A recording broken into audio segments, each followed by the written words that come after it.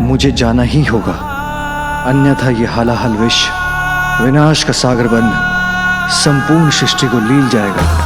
नहीं स्वामी, मैं आपको कहीं नहीं जाने दूंगी। सृष्टि की रक्षा के लिए स्वयं को संकट में डालना ये मुझे स्वीकार नहीं। जब तुम मेरा कवच बनकर मुझे सुरक्षित कर रही हो तो भला मुझ पर क्या संकट आ सकता है। मेरे प्रति अपार प्रेम के कारण तुम ये भूल रही हो कि मेरा अनिष्ट असंभव है। तुम्हारा प्रेम ही मेरी सुरक्षा है उमा। सुहागन धर्म की मर्यादा के अनुरूप तुम्हारा आचरण मेरा जीवन कवच है। अपनी मांग को सिंदूर से सुशोभित कर तुम मेरी दीर्घ आयु सुरक्षित करती हो। सुहागन का गौरव अर्थात नख छिद्र में बाली धारण करती हो गौरी। मंगलसूत्र और उसके काले मोती अनिष्ट से मेरी रक्षा करते हैं। लाल वस्त्र धारण कर मेरी समृद्धि का कारण बनती हो। पाँव की पायल मुझे सकारात्मक ऊर्जा से परिपूर्ण करती है। बिछियाँ धारण कर वंश वृद्धि में मेरी सहभागिनी बनी हो। जिसकी पत्नी इतनी सुमंगली हो उसका कोई अमंगल कैसे संभव है। जब तुम्हारी अनंत शक्ति मेरे साथ है तो मुझे तुच्छ हालाहाल से कोई हानि कैसे पहुंच सकती है। पार्वती, किसी भी अनर्थ का संदेह अपने हृदय से निकाल दो प्रिय।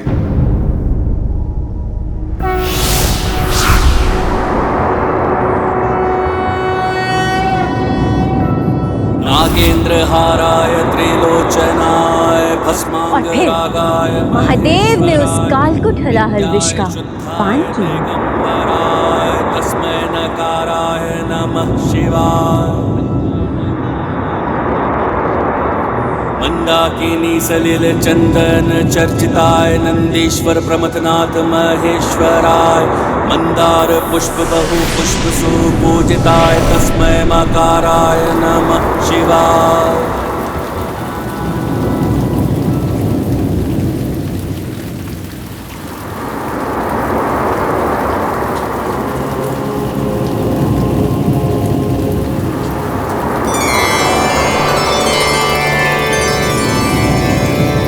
और फिर देवी पार्वती ने महादेव की ग्रीवा पे अपना हाथ रखकर विष को वहीं रोक दिया।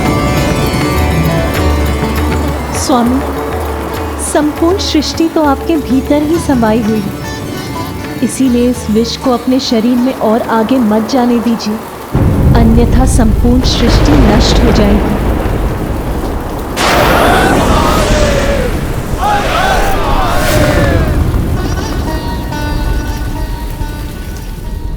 शिव गाथा मत सुनाओ मुझे, उपाय बताओ उस बालक के वध का। कालकुट हलाहल एक ऐसा विष है जिसे स्वयं महादेव भी अपने शरीर के भीतर नहीं ले सकते।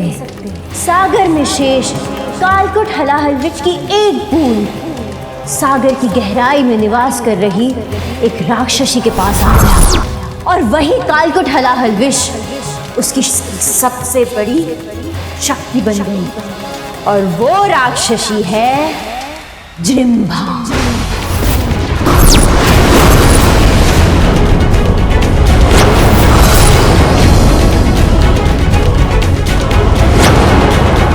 जो विष स्वयं महादेव ग्रहण नहीं कर पाए उससे उनके पुत्र का क्या होगा।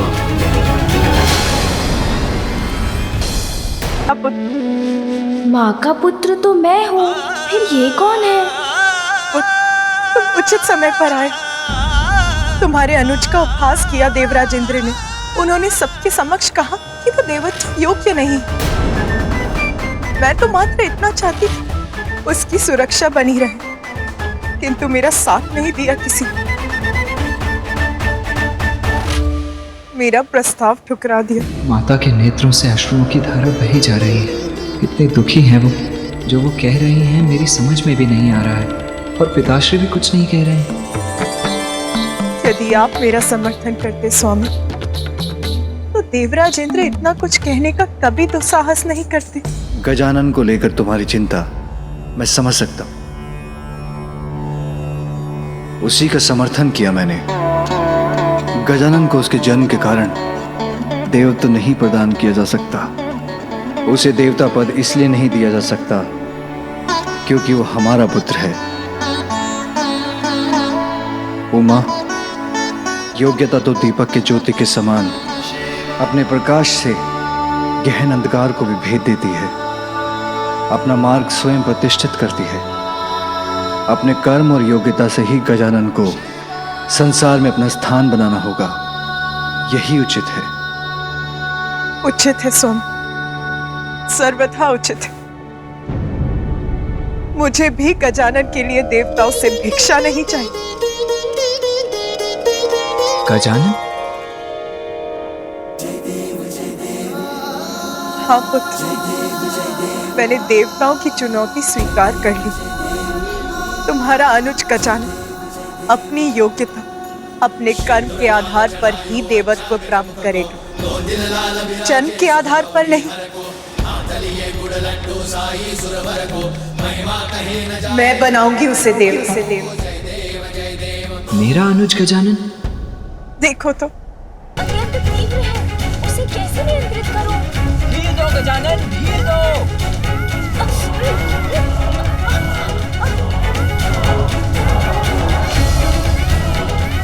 गजानन! वो राक्षसी है जृंभा। जृंभा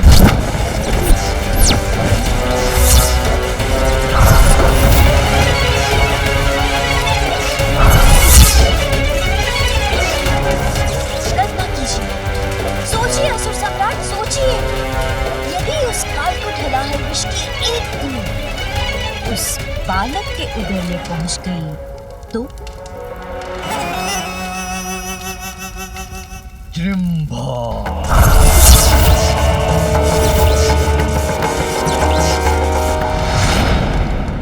समझ में नहीं आ रहा, क्या करूं, कैसे संभालूं इन्हें और कैसे नीचे उतारूं? भैया जो कह रहे हैं वो भी मैं उचित प्रकार से सुन नहीं पा रहा। गजानन रुको गजानन, मैं जो कह रहा हूँ उसके विपरीत कर रहे हो तुम। डोर को खींचो मत, ढील दो। प्रतीत होता है गजानन मुझे सुन नहीं पा रहा है, किंतु कहीं उसके प्राण संकट में न पड़ जाए।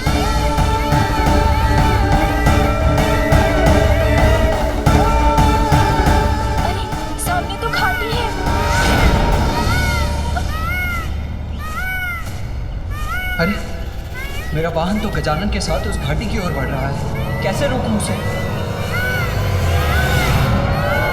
पाताल का अधिपति असुर सम्राट सिंदूरा आदेश देता है, जहाँ भी है जृंभा इसी क्षण मेरे समक्ष प्रस्तुत हो। जहाँ भी है जृंभा इसी क्षण मेरे समक्ष प्रस्तुत हो। इसी क्षण में ये कैसी हलचल है? कौन है जो मेरी शांति भंग करने का दुस्साहस कर अपनी ही मृत्यु को ललकार रहा है? जहाँ भी है जृंभा इसी क्षण मेरे समक्ष प्रस्तुत हो।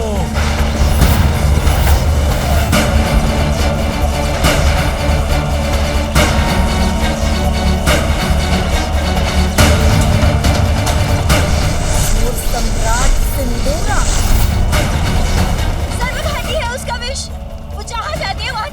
विषाक्त हो जाती है। आपकी बुद्धि भ्रष्ट हो गई है क्या असुर सम्राट, जो उसे यहाँ बुलाकर इतना बड़ा संकट मोल ले लिया आपने? शांत हो जाओ बुढ़िया, मेरा अंत नहीं कर सकता उसका विष। मेरे आदेश का पालन करने के लिए उसे यहाँ आना ही होगा।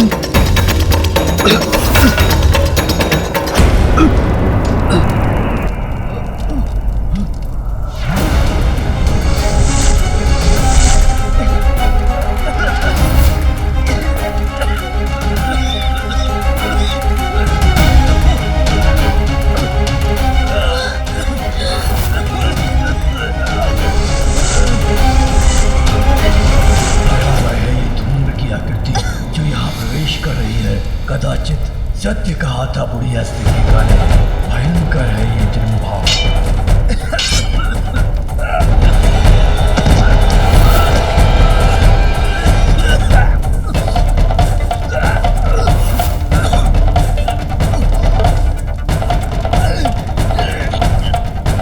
ऐसा मारक प्रभाव होगा जृंभा के विष का, इसकी कल्पना नहीं की थी मैंने आपको चेतावनी दी थी किंतु आपने नहीं सुनी। अब आप देख रहे हैं ना विष का प्रभाव।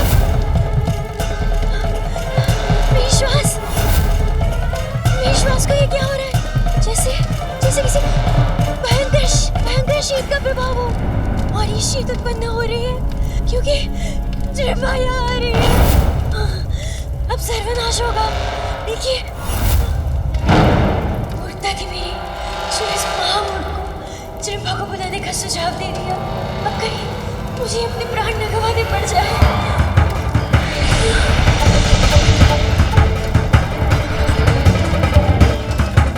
ये विषाक्त उम्र उंगलियां तो मेरी ओर ही बढ़ रही है।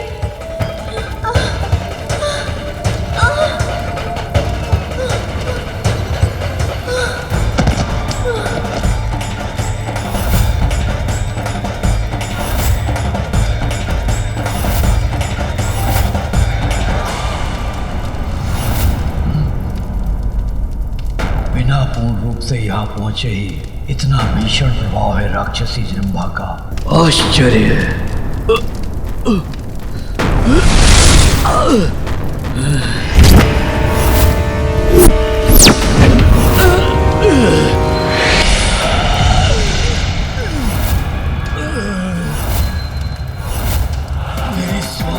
मेरी सांस क्यों बाधित हो रही है?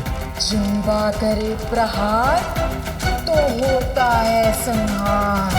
मेरी शांति भंग करके मुझे यहाँ बुलाने का दुस्साहस क्यों किया तुमने? इसका तो संपूर्ण शरीर ही विषाक्त धूम्र के समान है।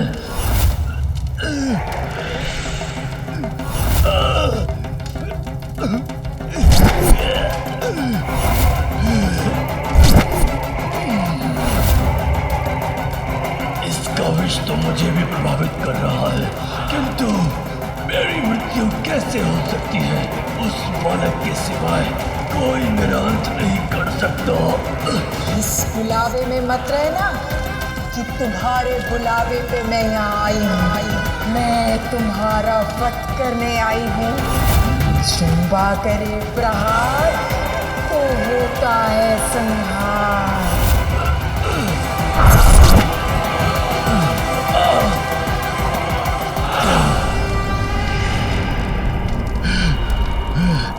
इसे आगे बढ़ने से रोकना होगा मुझे। आगे बढ़ने से रोकना होगा इन्हें, अन्यथा ये घाटी के ऊपर पहुंच रहे हैं। इन मयूर जी पर तो मेरा कोई नियंत्रण ही नहीं बन रहा है, किंतु मैं बहुत ऊंचाई पर नहीं हूँ। अभी कूद जाऊं तो संभव है सुरक्षित रहूंगा।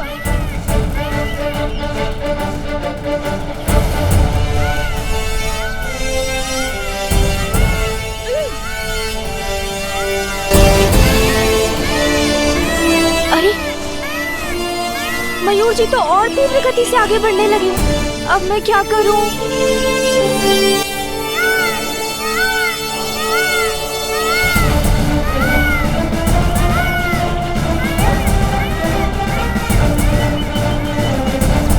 इसके बाद तो घाटी है, फिर तो उतरना असंभव हो जाएगा।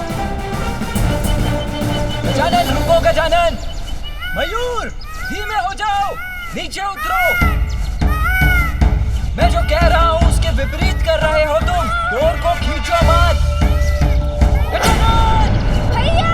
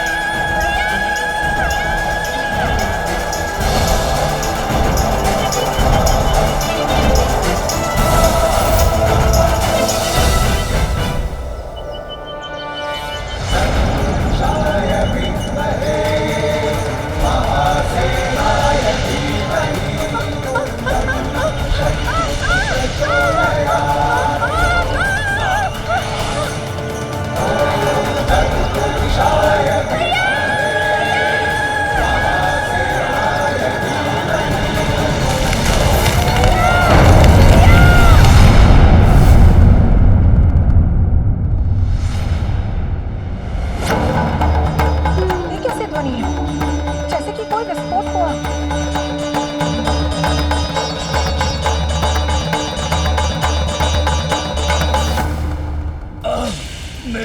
मेरी सांस क्यों अटक रही है? जिम्बा करे प्रहार तो होता है संहार, किंतु अब तक तो मैंने तुम पर विष का वार किया ही नहीं। दुष्टा जिम्रा, वश में तो मैं करूंगा तुम्हें। विष में अवश्य हो तुम, किंतु मेरी अपार शक्तियों से परिचित नहीं हो।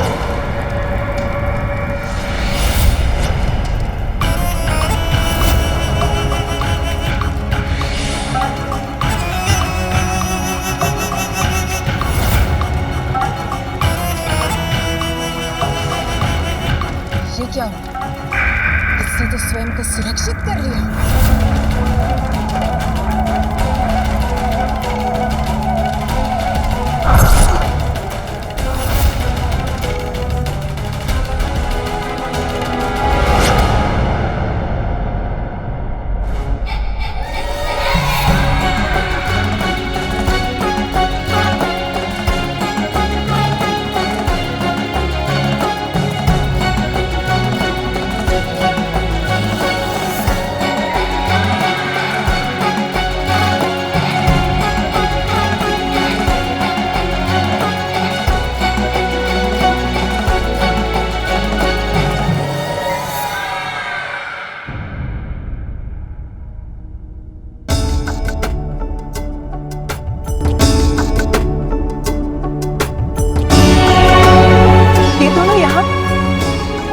गिरने के कारण ऐसी ध्वनि हुई,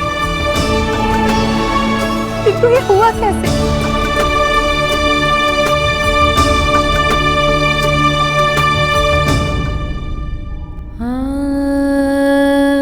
पुत्र, पुत्र क्या हुआ तुम्हें? तुम यहाँ कैसे गिर गए?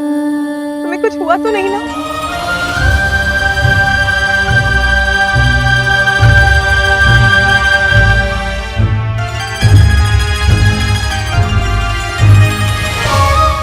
गिरा तो मैं भी हूँ, मैंने ही गजानन की रक्षा भी की है, किंतु माँ मुझसे नहीं उसी से पूछ रही हैं कि वो कुशल है कि नहीं। माँ, इसमें तो मेरा कोई दोष नहीं, भैया के कारण ही हुआ जो हुआ। मैं तो उनके वाहन मयूर जी से भेंट कर उन पर आरूढ़ होकर थोड़ा सा भ्रमण करना चाहता था, किंतु भैया ना चाहते ही नहीं थे कि मैं उनके मयूर जी पर चढ़ूं, तो बस उनके वाहन ने गिरा दिया मुझे।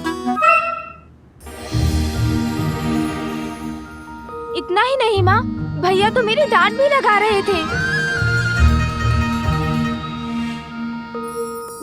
भैया सदा मेरी डांट लगाते रहते हैं। इतनी सहजता से मिथ्या वचन बोल रहा है, मैं माँ को अभी सब बताता हूँ।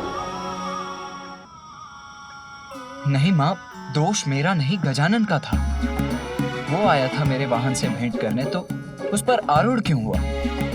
वो मेरा वाहन है, मेरे भार और मेरे संकेतों से परिचित है। मैंने तो गजानन को सावधान भी किया था, किंतु उसने मेरा कहा अनसुना कर दिया। फिर वो गिरा तो मैंने उसे अपने ऊपर गिरने दिया, जिससे उसे कुछ ना हो। पुत्र कार्तिकेय, गजानन तो अभी बालक है और अनुभव तो नाव के समान, इसीलिए उसको समझाने का, उसका ध्यान रखने का दायित्व भी तुम्हारा ही है।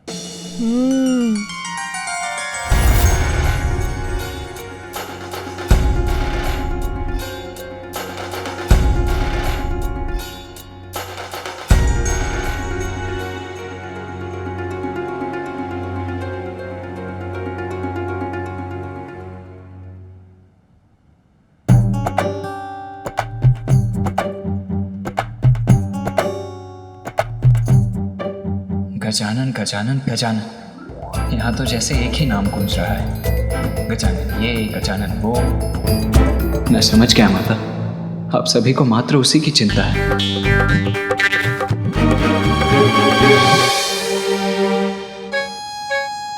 पिताश्री, मैं आपका प्रथम पुत्र हूं ना। मेरा जन्म गजानन से पूर्व हुआ था,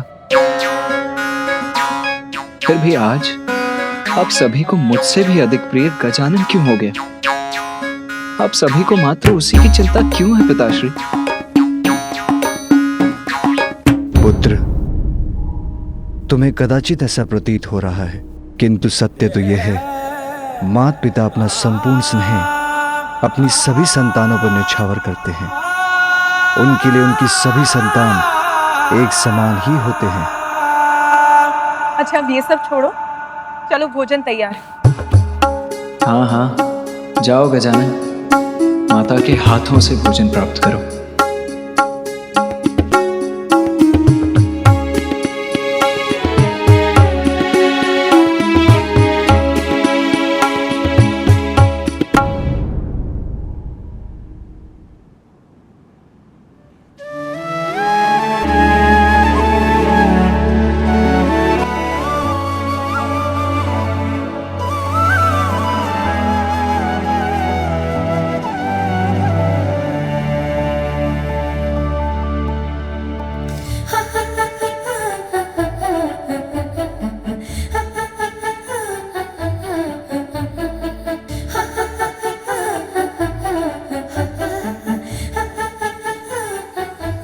कार्तिकेय, मैंने तुमसे भोजन करने के चलने के लिए कहा।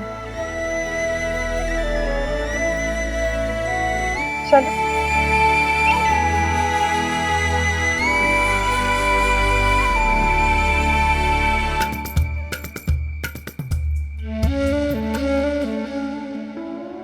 अरे माँ मुझे नहीं खिलाएंगी, भैया को खिलाएंगी भोजन। भूख तो मुझे लगी है। अब जाओ कैलाश, करो अपना प्रहार और उस बालक का संहार। यह है मेरा आदेश, उसका पालन करो। तुम्हारा आदेश? हाँ, जिम्बा किसी के आदेश का पालन नहीं करती। जिम्बा वही करती है जो उसकी इच्छा होती है। मैं किसी का वध करूं, और वो भी तुम्हारे लिए? कदापि नहीं।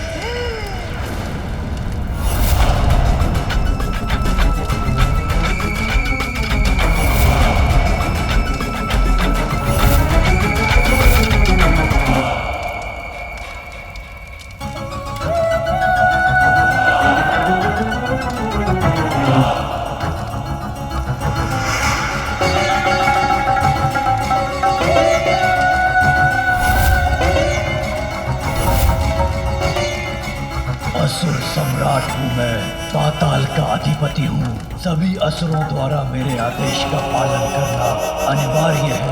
मैं जो कहूँगा तुम्हें करना होगा। तुम्हारा स्वामी हूँ मैं। आप मेरे स्वामी हैं असुर सम्राट। चिंता करेगी प्रहार, और आपके आदेश पर किसी का भी करेगी संहार।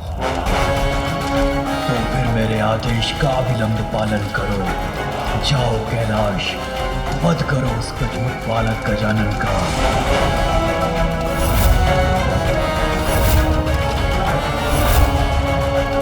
चिंता भी नहीं है, कहीं इसने मुझे देख लिया तो उन्हें अपना विष प्रहार करेगी। मैं ऐसे ही पड़ी रहती हूँ। मैं भी कैलाश जाकर उस गजमुखानन का वध कर दूंगी।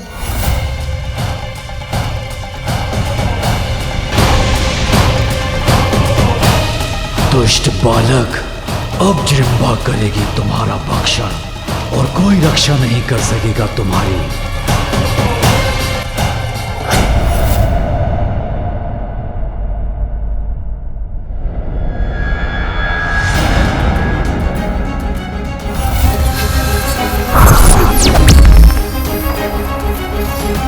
मेरा भयंकर रूप देखकर तो ये बालक भयभीत होकर भाग जाएगा।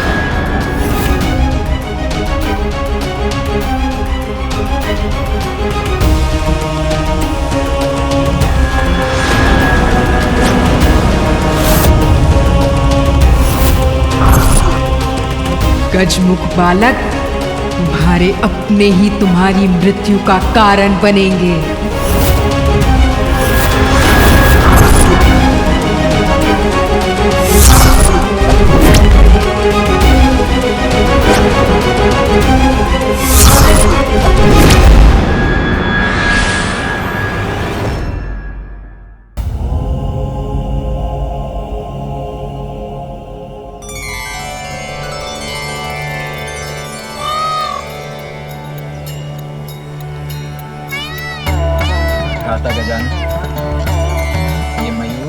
दिव्य वाहन है। मुझे इन पर अटल विश्वास है, इसीलिए ये मेरे प्रिय मित्र भी हैं। अच्छा, तो इन पर आरूढ़ होने में भी बहुत आनंद आता होगा ना? फिर तो इनमें आरूढ़ होकर देखता हूँ।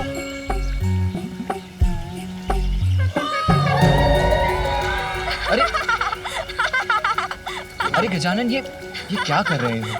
नीचे उतरो इसी क्षण। नहीं उतरूंगा। अरे संकट में पड़ जाओगे गजानन, मेरा वाहन तुमसे परिचित नहीं है। नीचे उतर जाओ, आ जाओ, आओ। मैं नहीं उतरूंगा भैया। मुझे तो बहुत आनंद आ रहा है। मयूर जी, उड़ान भरिए ना।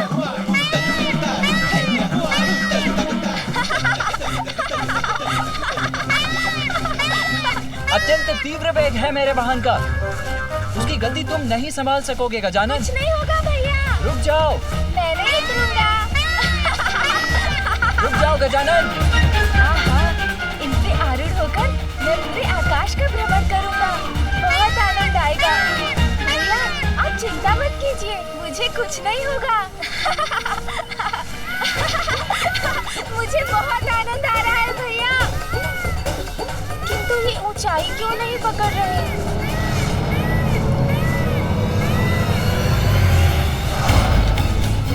अरे, ये तो अपना संतुलन खो रही है। भैया उचित कह रहे थे, मुझे इनको रोकने का प्रयत्न करना चाहिए।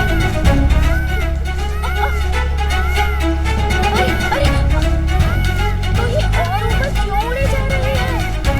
रुको गजानन। इनका वेग अत्यंत तीव्र है, उसे कैसे नियंत्रित करूं? धीर दो गजानन, धीर दो। माँ कब कहेंगी मुझे भोजन के लिए? मैं तो कब से खड़ा हूँ, फिर भी माँ मुझे पूछ ही नहीं रही।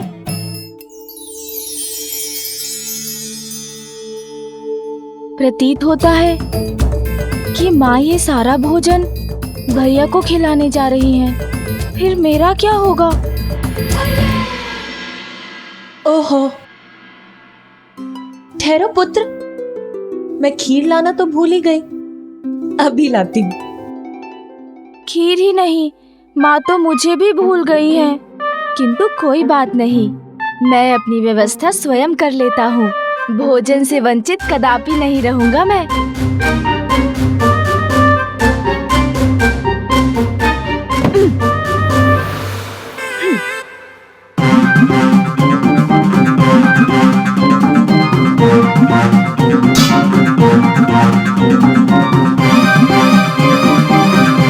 भैया, अब मैं भी आपके साथ भोजन करूंगा।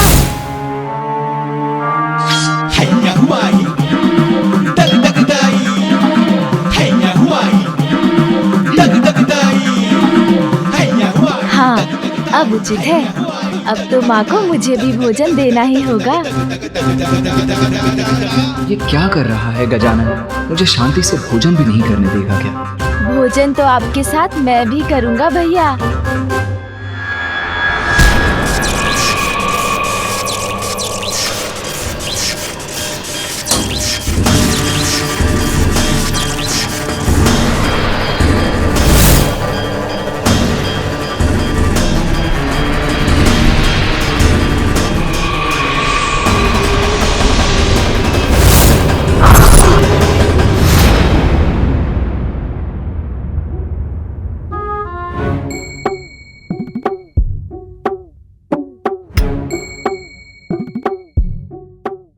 पुत्र, तुम ये थाल लेकर क्यों बैठ गए यहाँ?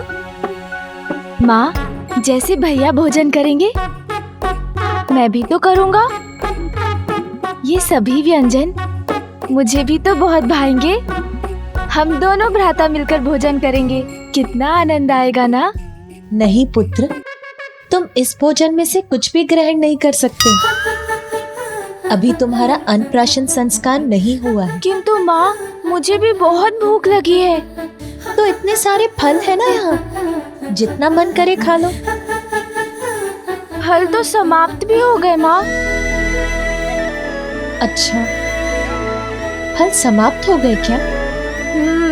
अच्छा चलो, मैं तुम्हें कुछ ऐसा देती हूँ जो स्वादिष्ट भी है और तुम्हारे स्वास्थ्य के लिए बहुत अच्छा है।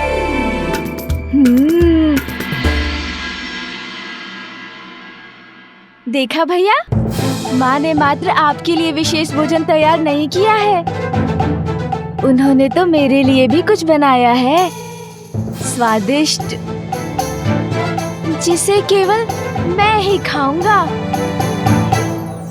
पुत्र, ये लो, दुग्ध पान करो। किंतु माँ। पुत्र गजानन, मैंने कहा ना, शांति पूर्वक दुग्ध पान करो। अन्नप्राशन के पूर्व तुम कोई भी भोजन नहीं कर सकते।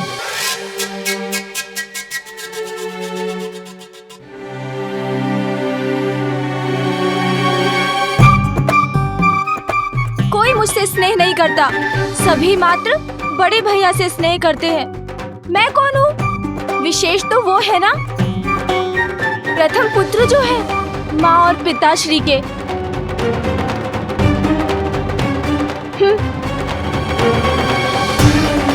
अरे पुत्र, माँ वो दुखी हो रहा है, मैं उसे मना लाता हूँ।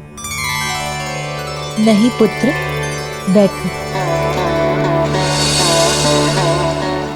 गजानन की चिंता मत करो पुत्र, वो अभी बहुत भोला है, अभी रुष्ट हुआ है, कुछ ही समय में मान भी जाएगा और स्वयं लौट कर आ जाएगा। तुम भोजन लो।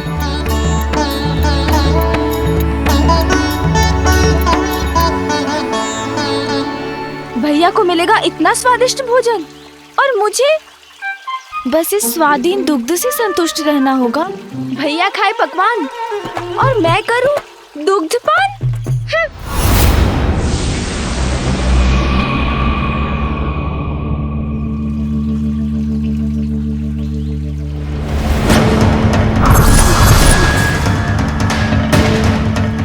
मेरा भयंकर रूप देखकर तो ये बालक भयभीत होकर भाग जाएगा।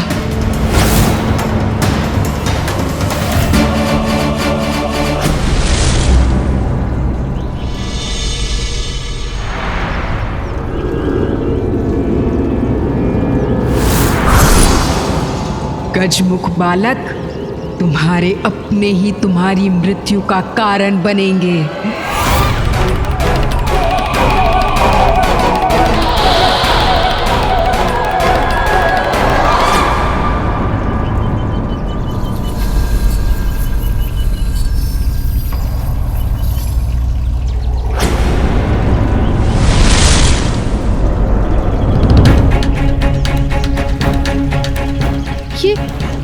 ये बालक कहाँ चला गया? इतने कम समय में कहाँ जा सकता है ये?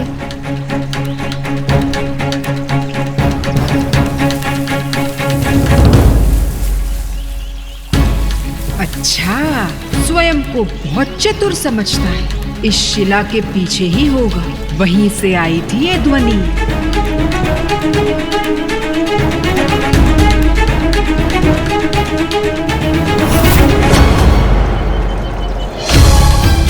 ये बालक अदृश्य कहाँ हो गया?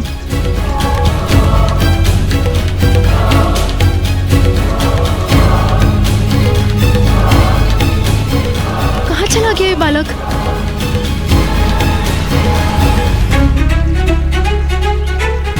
पकड़ लिया।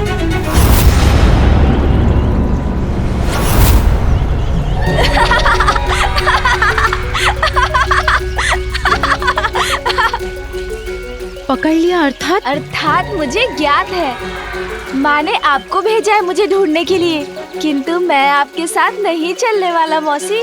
तुम बड़े बुद्धिमान हो, मेरे बिना कुछ कहे ही तुम सब समझ गए। हाँ, तुम्हारी माता ने ही मुझे तुम्हें ढूंढने भेजा था, किंतु मुझे ये बताओ कि तुम यहाँ क्यों आए, और वो भी अकेले? जैसे आपको कुछ ज्ञात ही नहीं मौसी। माँ ने मुझे भोजन देने से मना कर दिया, इतने स्वादिष्ट व्यंजन पकाए थे, किंतु मात्र भैया के लिए मुझे कुछ नहीं दिया, और मुझे तो इतनी भूख लगी है। अच्छा पुत्र, अपने नेत्र तो बंद करो। मुझे भूख लग रही है, मैं कह रहा हूँ ना। माँ ने मुझे बहलाने, मेरे साथ क्रीड़ा करने के लिए आपको यहाँ भेज दिया। अपनी मौसी का कहा भी नहीं मानोगे?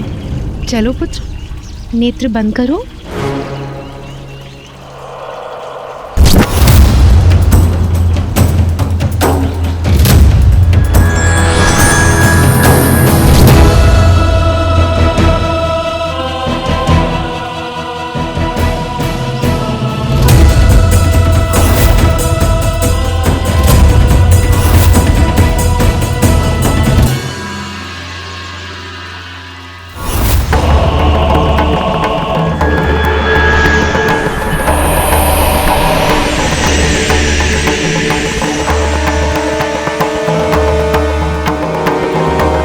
अब अपने नेत्र खोलो पुत्र। भोजन।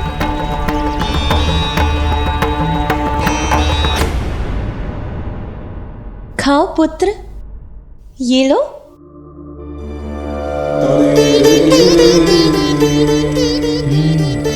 अत्यंत स्वादिष्ट भोजन है माँ।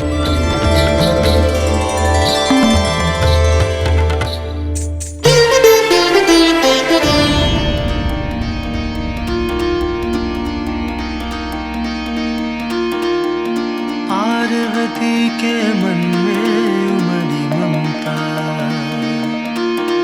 और तू बड़ा नटखट है, क्यों छुप जाता। आपको गजानन की चिंता सता रही है ना? इतनी व्याकुल हूं मैं, किंतु कोई मेरी चिंता को नहीं समझता पुत्र। जन्म से ही गजानन के जीवन पर बार बार संकट आते रहे हैं। हम सब हैं यहाँ उसकी रक्षा के लिए, किंतु मैं उसे आत्मनिर्भर बनाना चाहती हूँ। उसे इतना ज्ञान, ऐसी विद्या देना चाहती हूँ जिसकी सहायता से वो स्वयं किसी भी संकट का सामना करने में सक्षम रहे। अवश्य माँ, ये तो अत्यंत महत्वपूर्ण है, और अब मैं यहाँ हूँ तो मैं भी इसमें आपकी सहायता करूँगा।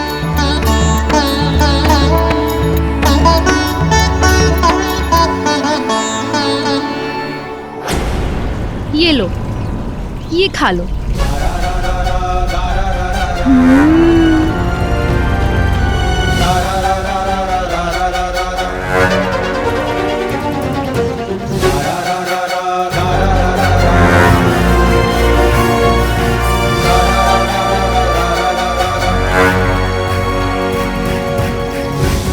तुम इस भोजन में से कुछ भी ग्रहण नहीं कर सकते। अभी तुम्हारा अन्नप्राशन संस्कार नहीं हुआ है। माँ ने मना किया है, फिर ये कैसे खा सकता हूँ मैं? अनुचित है ये क्या कर रही हैं आप? क्या इसे ज्ञात हो गया है कि मैंने इसके भोजन में विष घोल दिया है? आपका दिया हुआ ये भोजन कदापि नहीं खा सकता मैं, और कारण तो आपको भी ज्ञात है। मेरा अन्नप्राशन संस्कार अभी नहीं हुआ है। मैं तो मात्र अभी इस दुग्ध का पान कर सकता हूँ जो मुझे मेरी माँ ने दिया है। तो मात्र अभी इस दुग्ध का पान कर सकता हूँ जो मुझे मेरी माँ ने दिया है। किंतु मुझे तो दुग्ध तनिक भी नहीं भाता। बस इतनी सी बात। पुत्र, वैसे दुग्ध पीना तुम्हारी जया मौसी को भी पसंद नहीं है, परंतु मेरे पास कुछ ऐसा है जिसे दुग्ध में मिला दो तो दुग्ध बड़ा ही मीठा और स्वादिष्ट हो जाता है। फिर इसे पीने में बड़ा ही आनंद आता है। मीठा और स्वादिष्ट? तो तुम ऐसे मीठे और स्वादिष्ट दुग्ध का पान करना चाहोगे पुत्र? हाँ।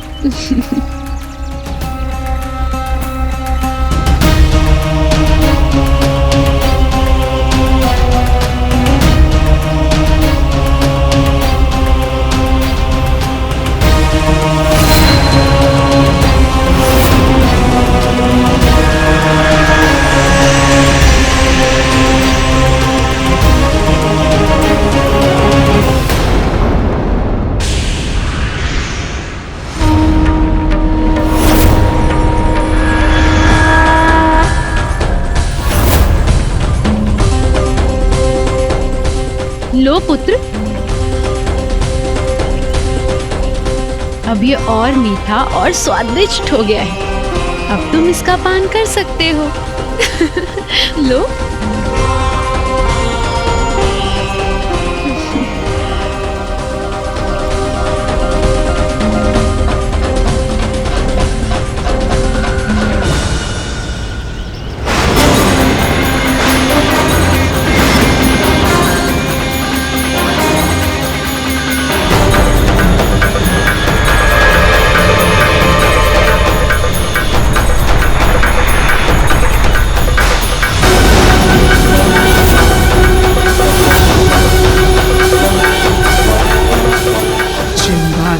प्रहार तो अवश्य होगा संहार। दुग्ध नहीं, अपनी मृत्यु का ही पान कर रहे हो तुम बालक।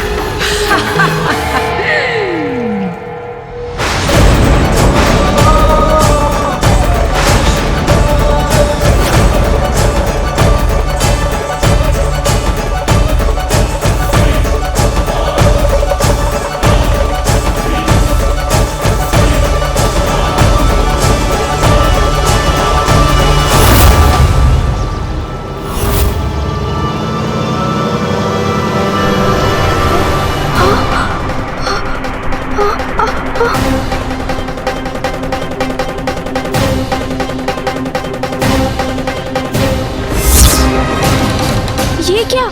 मेरा शरीर नीला क्यों पड़ रहा है जया मौसी? क्योंकि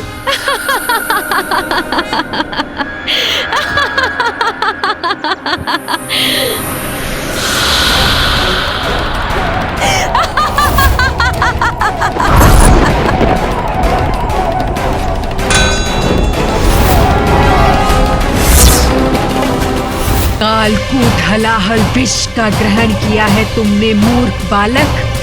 अब तुम्हारी रक्षा मुझसे कोई नहीं कर सकता।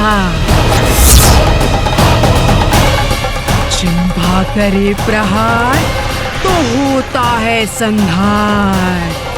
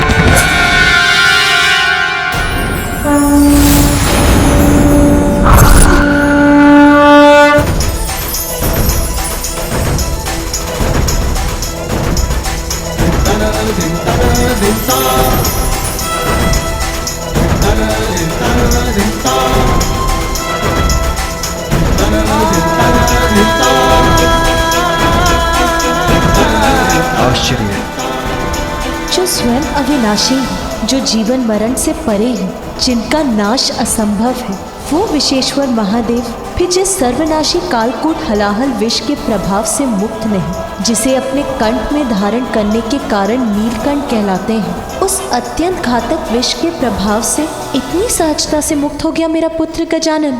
आश्चर्य। असफल नहीं होगा जिह्वा का प्रहार बालक, अवश्य होगा तुम्हारा संहार। पुनः करूंगी मैं अपने विष का प्रहार।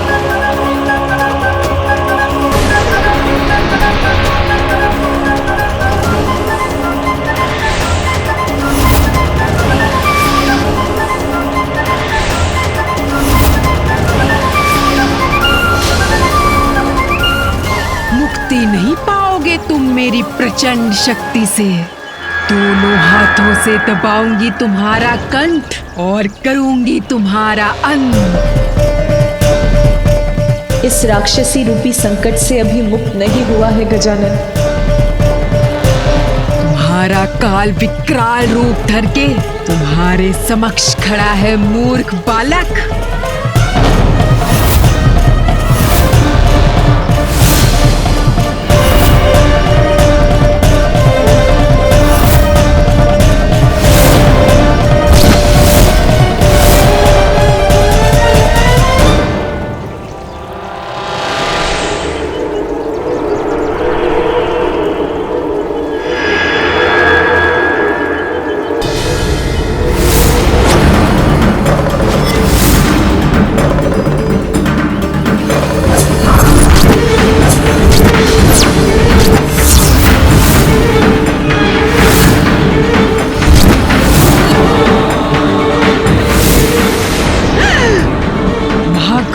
त्रिशूल।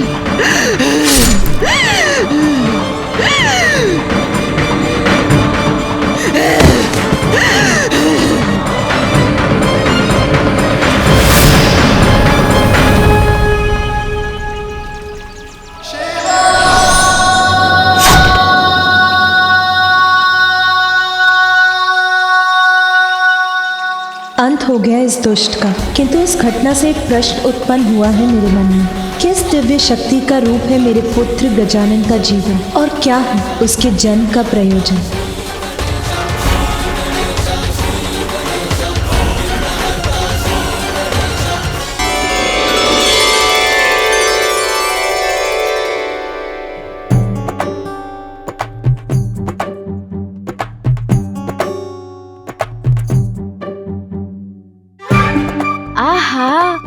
इतना सारा भोजन। पुत्र, पूर्व में तुम्हें अपने हाथों से भोजन कराने का अवसर ही नहीं मिला। मैं तुम पर अपना स्नेह न्यौछावर कर पाती, उसके पूर्व ही तुम्हें जाना पड़ गया। किंतु आज मैंने तुम्हारे सभी प्रिय व्यंजन बनाए हैं और आज तुम्हें अपने हाथों से खिलाऊंगी। पुत्र कार्तिकेय, मुझे कुछ आवश्यक कार्य करने हैं। उस समय में तुम अपने अनुज गजानन का ध्यान रखना। मुझे क्षमा कर दीजिए माता। मैं तो यही मान बैठा था कि आपका ध्यान केवल गजानन पर ही केंद्रित है, किंतु मैं तो ये कल्पना भी नहीं कर पाया कि आप इस समय यही थी, इस रसोई में मेरे लिए ये भांति भांति के व्यंजनों का भोज तैयार कर रही थी। कोई बात नहीं पुत्र, मुझे तनिक भी बुरा नहीं लगा, किंतु अब और बातें नहीं। आओ अब भोजन करो। मुझे तो माँ ने भोजन के लिए कहा ही नहीं।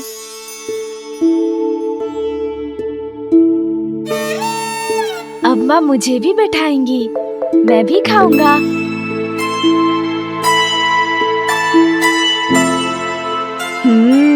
अवश्य ये भोजन मेरे लिए होगा। पुनः भैया को ही दे दिया। माँ कब कहेंगी मुझे भोजन के लिए? मैं तो कब से खड़ा हूँ, फिर भी माँ मुझे पूछ ही नहीं रही। मैं भी बहुत प्रसन्न हूँ।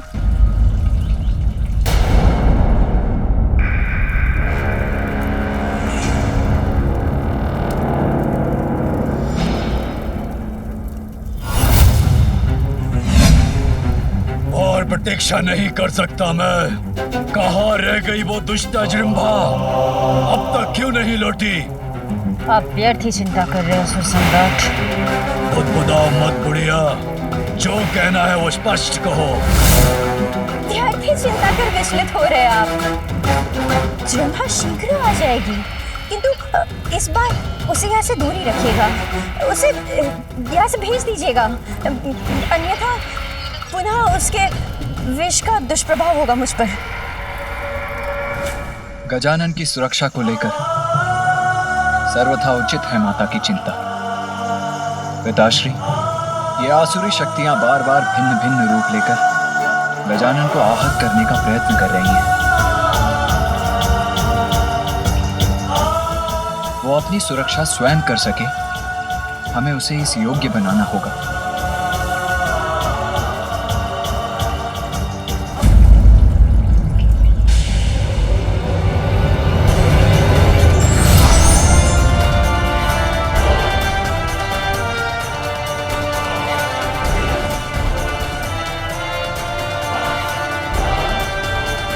भैया के पास धनुष?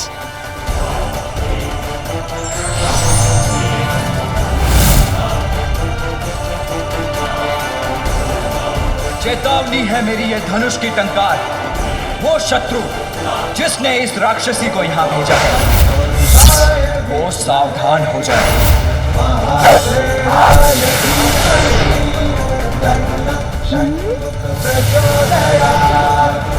भैया भैया कार्तिकेय कितने महान योद्धा हैं। उनका बाण तो अत्यंत अद्भुत है।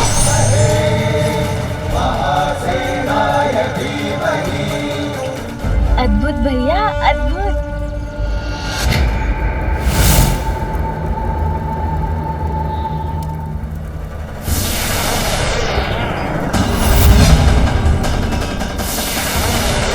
असुर सम्राट, वहां देखिए।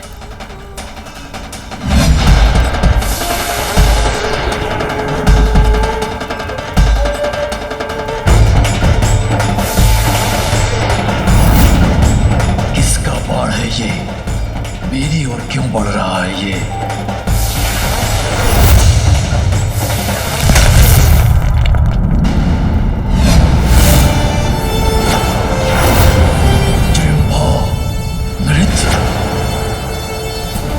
चेतावनी है मेरी ये धनुष की टंकार। वो शत्रु जिसने इस राक्षसी को यहाँ भेजा है, वो सावधान हो जाए।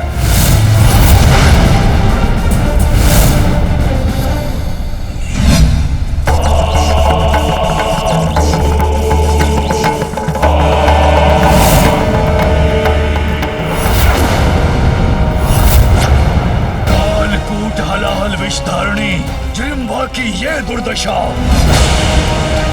इतनी शक्तिशाली राक्षसी का वध कर दिया उस गजानन बालक ने। त्रिदेव भी सुरक्षित नहीं है इसके कालकूट हलाहल विष से, यही कहा था ना। तो एक बालक ने कैसे सह लिया इसका विष? वध कैसे कर दिया इसका? अंत करेगा वो मेरा, यही कहा था ब्रह्मदेव ने। सत्य हो जाएगा उनका वचन यदि मैंने स्वयं उसका अंत कर उसे नहीं रोका।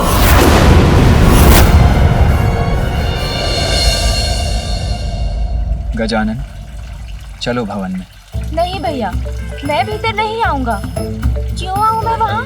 ये देखने कि माँ आपको अकेले अकेले इतना स्वादिष्ट भोजन खिला रही है और मुझे माँ मात्र दुग्ध दे रही है।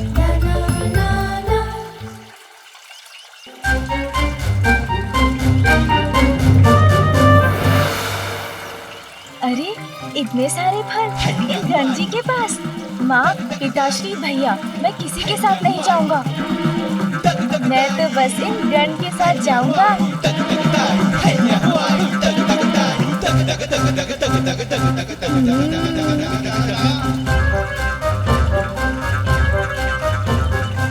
अब तो ये फल मेरे होंगे। रुकिए, मैं भी चल रहा हूँ आपके साथ। अरे गजानन, रुको तो। प्रत्यक्ष में तो ये मात्र एक बालक है, मेरा पुत्र। बाल सुलभ क्रीड़ाएं कर हमें लुभाता है, किंतु जो प्रत्यक्ष दिखाई दे रहा है उसके परोक्ष में क्या है?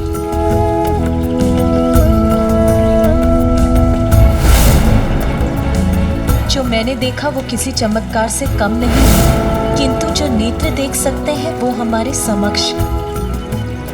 किंतु उसके पीछे क्या छिपा है? क्या रहस्य है ये? क्या है मेरे पुत्र की वास्तविकता? कौन सी अलौकिक शक्ति का स्वरूप है वो? उसकी अद्भुत दिव्यता का स्रोत क्या है? अपने पुत्र की दिव्यता को लेकर अचंभित है देवी पार्वती।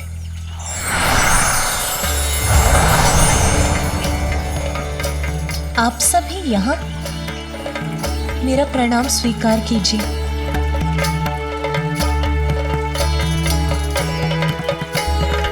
देवी पार्वती, असाधारण है आपका पुत्र गजानन, जिसकी रक्षा के लिए आप चिंतित हैं। उसने ही जन्म से पूर्व आपकी अर्थात अपनी माता की रक्षा की थी। मेरी रक्षा की थी उसने ब्रह्मदेव, अपने जन्म से पूर्व? किंतु कैसे? आपको वो समय तो स्मरण होगा ही जब आप अपनी कल्पना से अपने पुत्र के रूप का सृजन कर रही थी।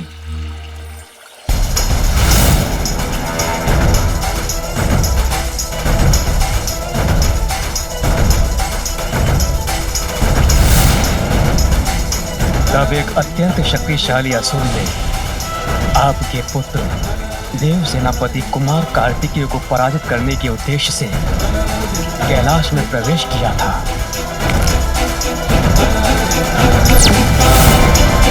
किंतु उसकी कुदृष्टि आप पर पड़ी।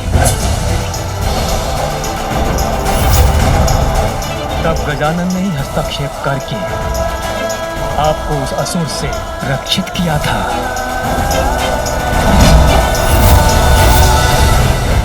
गजानन की अनुपम अद्भुत दिव्यता का अनुभव तो मुझे भी हुआ था देवी पार्वती, जब मैंने उसके लाला जल देखा।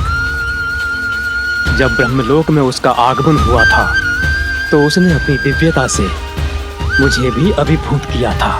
पार्वती नंदन तो स्वयं ओमकार स्वरूप हैं, जिन्होंने अपनी माता जगत जननी की रक्षा अपने जन्म से पूर्व ही की थी, जो स्वयं ओमकार स्वरूप हैं, जिनके उदर में लाला जल अमृत स्थित है।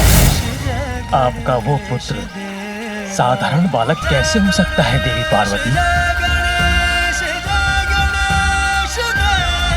आप सभी ने गजानन की दिव्यता का अनुभव किया है। वो ओमकार स्वरूप है। मेरा पुत्र, ये कैसे संभव है?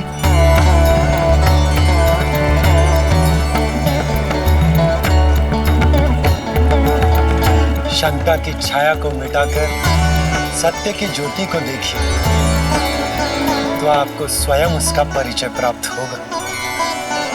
आपका पुत्र गजानन ही ओमकार स्वरूप परम शक्ति परब्रह्म महागणपति है। जय श्री गणराज विद्या सुखदाता, धन्य तुम्हारो दर्शन बेरा मन रमता।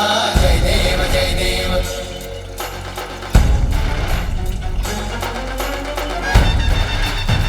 महागणपति अर्थात वो परम शक्ति जिनका आभास और दर्शन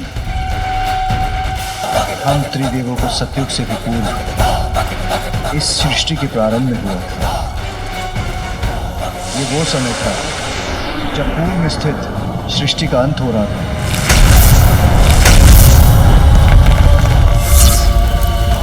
प्रलय काल का भयंकर दृश्य था। जल और वायु के उत्पात से संसार का संहार हो रहा था। संपूर्ण धरा सागर की जल में विलीन हो गई थी। सर्वत्र विनाश का अंधकार प्रस्तुत था। सृष्टि, प्रकृति, समस्त संसार पर उस विनाश लीला का प्रकोप छाया था। समस्त ब्रह्मांड नष्ट हो रहा था।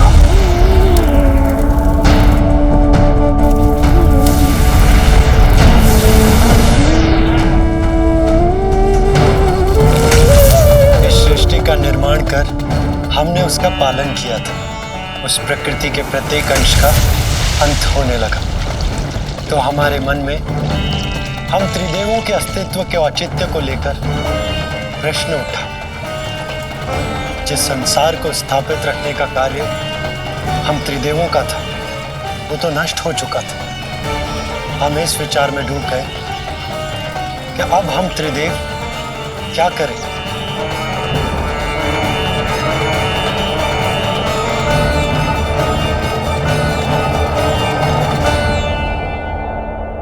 इस समस्या का समाधान तो हमें गहन तप से ही प्राप्त होगा, और हम तीनों तप करने पाताल लोक चले गए।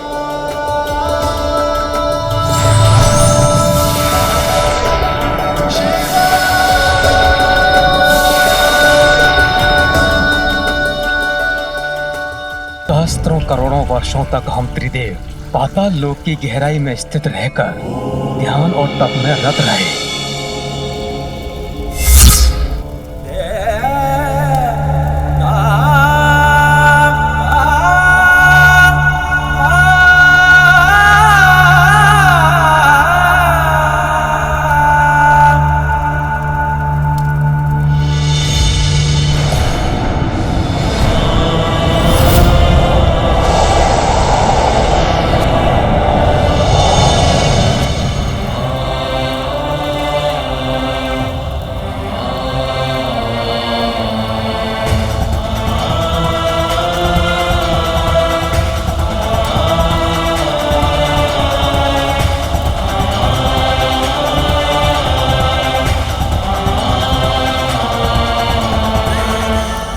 जब उस घोर तपस्या का कोई भी फल ना निकला, कोई समाधान हमारे समक्ष प्रस्तुत नहीं हुआ, तब हमने पाताल लोक से बाहर आने का निर्णय लिया।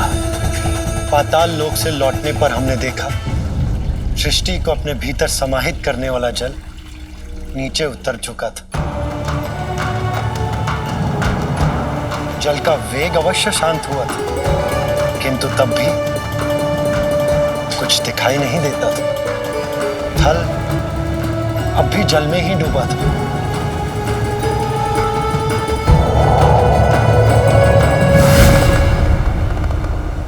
एक स्थान जो जल से मुक्त था, उसी को उचित जानकर हम तीनों वहीं बैठकर विचार विमर्श करने लगे। पर हमारी समस्या अभी भी वहीं की वहीं थी। जो था उसका अंत हो चुका था।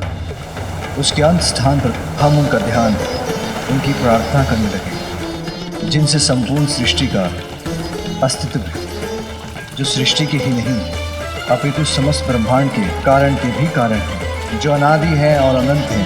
हम उन्हीं परम ब्रह्म का आह्वान करने लगे कि वही हमारा मार्गदर्शन करेंगे।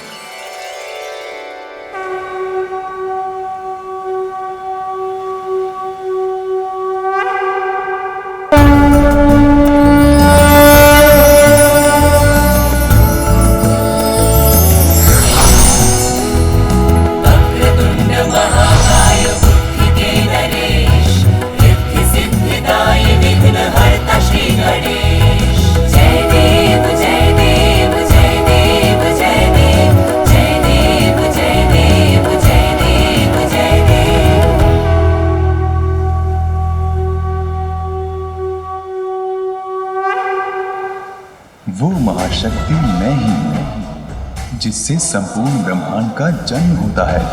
प्रलय के पश्चात मुझ में ही संसार का विलय भी होता है। मैं ही करता हूं, मैं ही धारण करता हूं और मैं ही संहार करता भी हूं। मैं ही विश्व रूप ब्रह्म हूं, मैं ही साक्षात नित्य आत्मा हूं। सत्व, रज, तम तीनों गुणों से परे, स्थूल, सूक्ष्म और कारण तीनों देहों से परे, भूत, भविष्य, वर्तमान तीनों कालों से परे।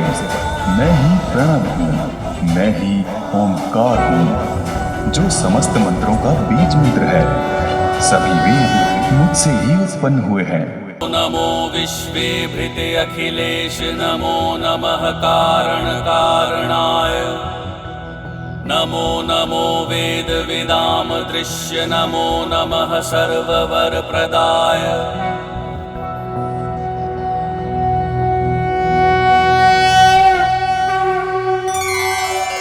प्रभु, आपके दर्शन पाकर हम कृतार्थ हुए। हम आपका ध्यान, आपकी आराधना करते रहे, जिससे हम अपने भविष्य का निर्धारण कर सके। उचित है, मैं भविष्य के कार्य आप तीनों में विभाजित कर देता हूँ। ब्रह्मदेव, आप एक नवीन सृष्टि का सृजन करें। विष्णुदेव, आप सृष्टि का पालन करें। और महादेव, आप जीवन, मरण, सृजन और भंजन के काल चक्र द्वारा निर्धारित नियमों को स्थापित रखने के लिए, काल की क्रिया में संतुलन बनाए रखने के लिए उचित समय पर सृष्टि का संहार करें। जैसी आज्ञा प्रभु, किंतु मेरी एक शंका भी है। सृष्टि के अंत के साथ ही सृष्टि की सारी स्मृतियां मेरे मन से लुप्त हो गई हैं। मुझे तो अब यह भी ज्ञात नहीं है कि सृष्टि कैसी होती है, उसे कैसा होना चाहिए। ब्रह्मदेव, मेरे भीतर विद्यमान अनंत ब्रह्मांडों का दर्शन कीजिए, फिर तो आप स्वतः सहजता से एक नवीन सृष्टि की रचना करने में सक्षम हो जाएंगे।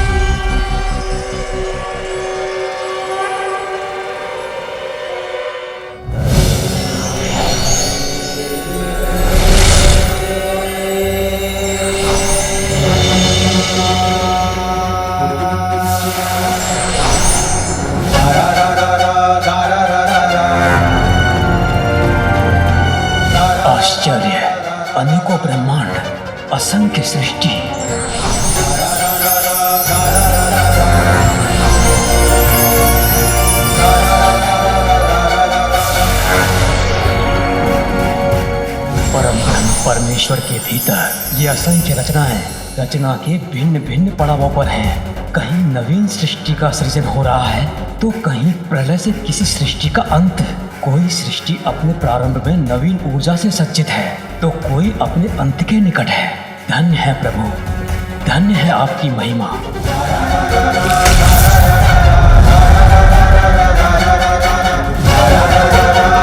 धन्य है प्रभु।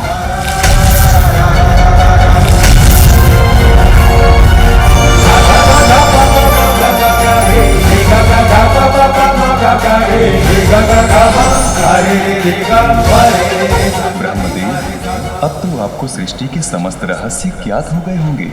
हाँ प्रभु, आपकी कृपा से अब सब स्पष्ट है। हमें अपने दिव्य दर्शन देकर दिशा निर्देश देने के लिए आपको कोटि कोटि धन्यवाद प्रभु।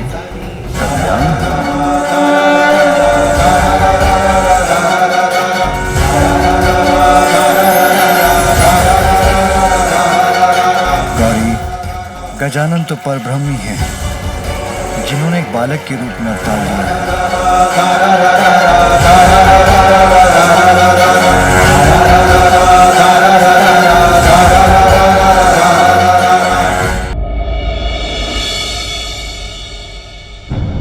माँ तो गजानन को देखने और उसे दुग्ध देने गई थी,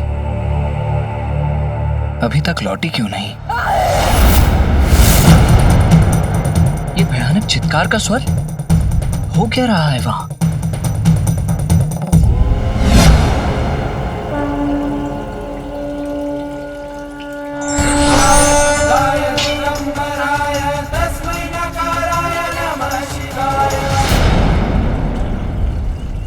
अंत हो गया इस दुष्ट का, किंतु इस घटना से एक प्रश्न उत्पन्न हुआ है मेरे मन में। किस दिव्य शक्ति का रूप है मेरे पुत्र गजानन का जीवन और क्या है उसके जन्म का प्रयोजन? पिताश्री ने उचित समय पर रक्षित कर लिया मुझे।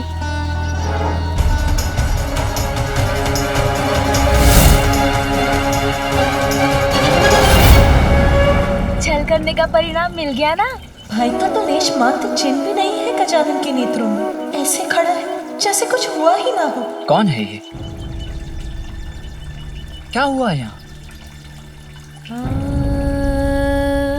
गजानन, तुम कुशल तो हो ना? हाँ माँ। ये राक्षसी यहाँ आई कैसे? ये कहाँ से आई? ये तो ज्ञात नहीं माँ। मैं भवन के बाहर आया तो इसने जया मौसी का वेश धरकर मुझे भोजन देने का प्रयत्न किया, किंतु वो मैंने अस्वीकार कर दिया। फिर इसने मुझे दुग्ध दिया, वो भी बहुत कड़वा था। आपने भेजा है, बस ये सोचकर मैंने उसका पान कर लिया। फिर पिताश्री ने अपने त्रिशूल से इसका वध कर दिया। मेरे पुत्र, मेरे गजानन, मैं अत्यंत प्रसन्न हूँ कि तुम सुरक्षित हो। माँ, आपका स्नेह पाकर तो मैं भी बहुत प्रसन्न हूँ। भूख लगी है। चलो पुत्र, भीतर चलो, मैं तुम्हें और दुग्ध देती हूँ। नहीं माँ, अब दुग्ध नहीं, अब मुझे भोजन चाहिए। जैसा भैया को प्राप्त होता है वैसा भोजन। अरे, हमारे पुत्र गजानन को अभी तक भोजन प्राप्त नहीं हुआ? नहीं मामा जी। देवी पार्वती, ये तो सर्वथा अनुचित। उसे अवश्य भोजन मिलना चाहिए। किंतु भ्राता श्री हरि नारायण, मैं उसे अभी अन्न कैसे दे सकती हूँ? उसका अन्नप्राशन। प्रिय, स्वयं अन्नपूर्णा है आप, गजानन की माता है, इसलिए आपको स्वयं गजानन का अन्नप्राशन करवाना चाहिए। आहा, मेरा अन्नप्राशन। इससे शुभ भला और क्या हो सकता है? देवी लक्ष्मी, देवी सरस्वती एवं ब्रह्मदेव और विष्णुदेव की उपस्थिति में यदि आपके हाथों से गजानन का अन्नप्राशन किसी भी दिव्य उत्सव से किसी भी रूप में कम नहीं है। उचित है ना? मैं स्वयं अपने पुत्र गजानन का अन्नप्राशन करूंगी और अन्नप्राशन के बाद उसकी कुंडलिनी जागृत करने के लिए उसकी शिक्षा प्रारंभ करूंगी।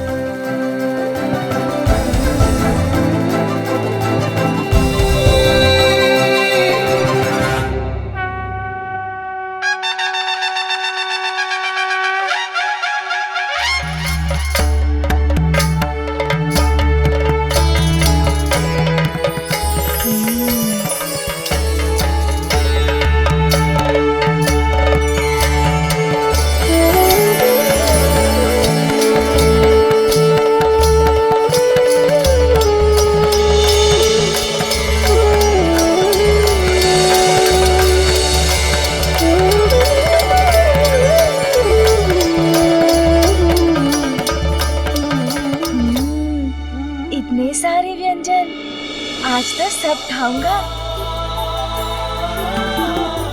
अब हम गजानन का अन्नप्राशन संस्कार प्रारंभ करते हैं।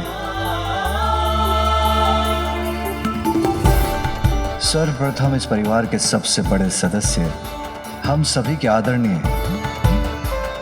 गजानन के नाना महाराज हिमवान इसको भोजन का प्रथम निवाला देंगे।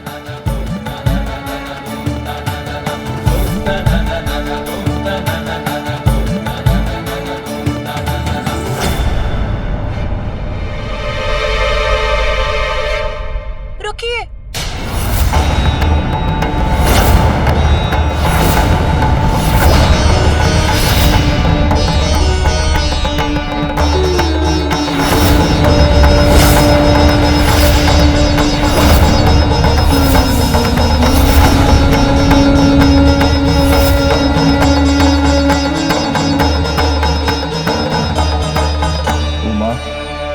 क्या हुआ? गजानन का अन्नप्राशन प्रारंभ होने के पूर्व ही तुमने उसे रोक दिया? स्वामी, 56 भोग व्यंजनों से सज्जित है ये थाल, किंतु इसे देखकर पूर्णता का आभास नहीं हो रहा है मुझे। कुछ तो अवश्य अभी भी शेष है। मैं कुछ नहीं बोलूंगी, किंतु शेष है? अब क्या शेष है पुत्री? अब तो बस गजानन का अन्नप्राशन ही शेष है। कुछ शेष नहीं माँ मेरे उदर में, बस मेरे द्वारा इन स्वादिष्ट व्यंजनों का भोग लगाना ही शेष है। विलंब के लिए मैं क्षमा प्रार्थी हूँ, किंतु जो उचित है उसी का होना अनिवार्य है। मेरे पुत्र के अन्नप्राशन का प्रथम आहार ये 56 व्यंजन नहीं, कुछ और हो। कुछ और होगा? क्योंकि जो विशेष है अभी वही शेष है। आप सभी अपना स्थान ग्रहण कीजिए, तनिक प्रतीक्षा कीजिए, मैं अभी वो विशेष व्यंजन लेकर आती हूँ।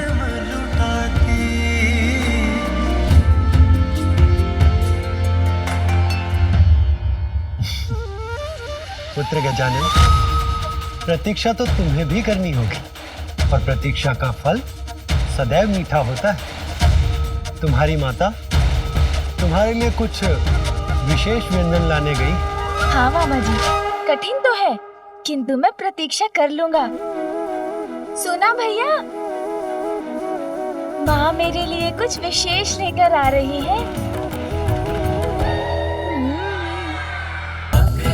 महाकाय बुद्धि के गणेश, सिद्धि सिद्धिदायी विघ्नहर्ता श्री गणेश, सुख नाम प्रथम पूज्य देव तुम विशेष, रिद्धि सिद्धिदायी विघ्नहर्ता श्री गणेश। पार्वती माता भी आज गई जान, पुत्र उनका दुख विशेष महान, बालक हो ऐसा जब असाधारण, अन्नप्राशन उसका हो क्यों साधारण, व्यंजन विशेष कोई माँ कर निर्मित, बालक उत्सुक सोच सोच के हर्षित, व्यंजन का थाल सबका खींचे है ध्यान, उसमें क्या लाई माता किसको है ज्ञान।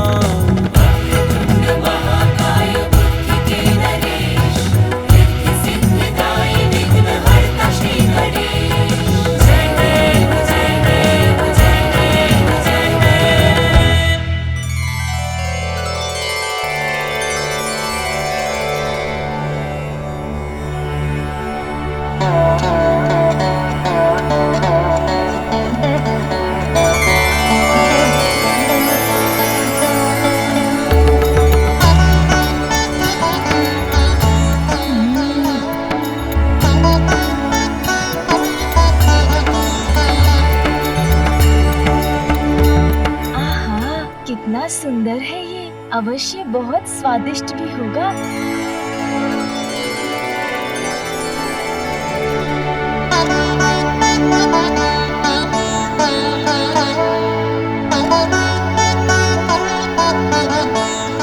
मैं कुछ नहीं बोलूंगी, किंतु पुत्री, ये क्या व्यंजन है और इसमें क्या विशेष है?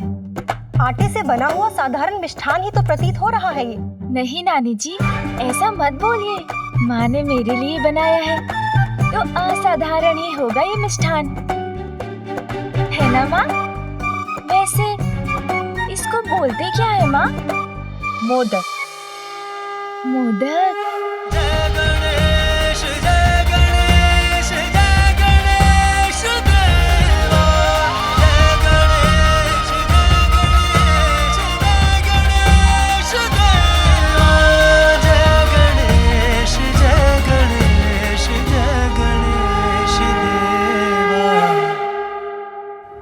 जो अपनी विशेषता से सबको मोद अर्थात आनंद प्रदान करेगा। पुत्र, माता उचित कहती है, दिखाई देने में तो साधारण ही है ये, किंतु उचित तो तुम्हारा भी कथन है पुत्र, क्योंकि ये मोदक भीतर से अत्यंत असाधारण है।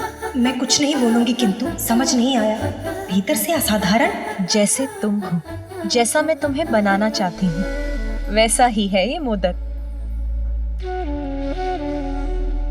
आप मुझे मोदक जैसा बनाना चाहती हैं माँ, किंतु उसे खाए बिना, उसके स्वाद को जाने बिना मैं उसके समान कैसे बन सकता हूँ?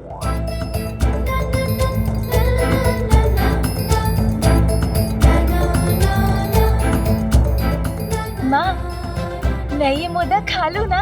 अवश्य पुत्र। गजानन का अन्नप्राशन मोदक से ही प्रारंभ होगा।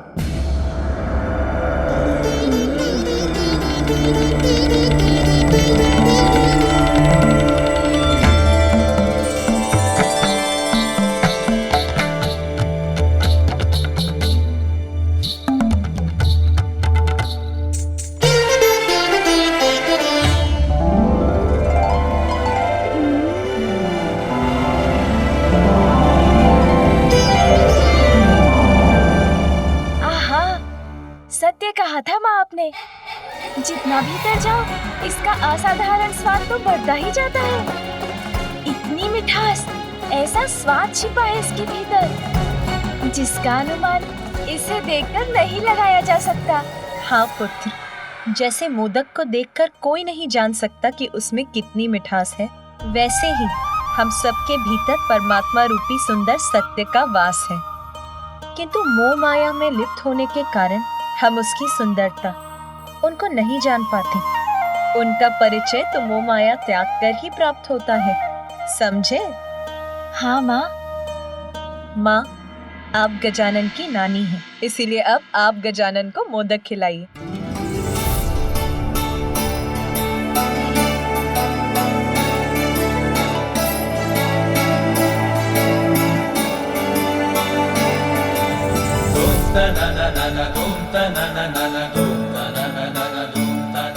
आनंद आ गया माँ, बहुत स्वादिष्ट है मोदक।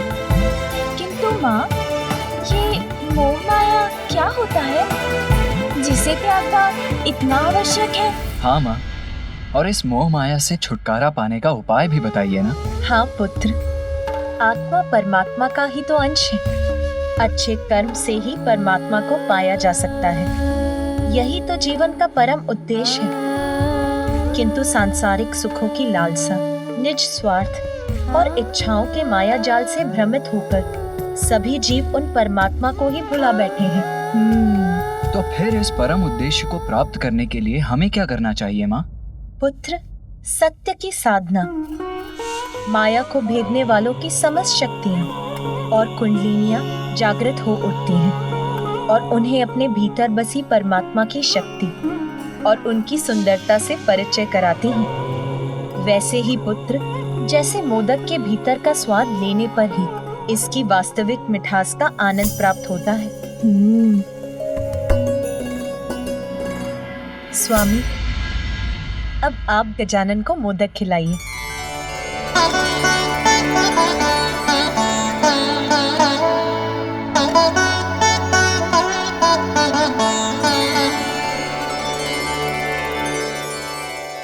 पुत्र, अनेकों मिथ्या आकर्षण है संसार में, जो पल पल पर प्रस्तुत होकर हमें भ्रमित करते हैं। स्वादिष्ट भोजन, मन भावन सुगंध, प्रिय शब्द, सुंदर दृश्य, कोमल स्पर्श अर्थात पांचों इंद्रियाएं इच्छाओं का रूप लेती हैं और इच्छाएं छह विकारों को जन्म देकर हमें भटकाती हैं। उन्हें वश में रखकर ही अंतर की गहराई में छिपी अपने विशेषताओं को सुंदरतम रूप में प्राप्त किया जा सकता है, अर्थात अपने भीतर बसे परमात्मा का परिचय प्राप्त किया जा सकता है।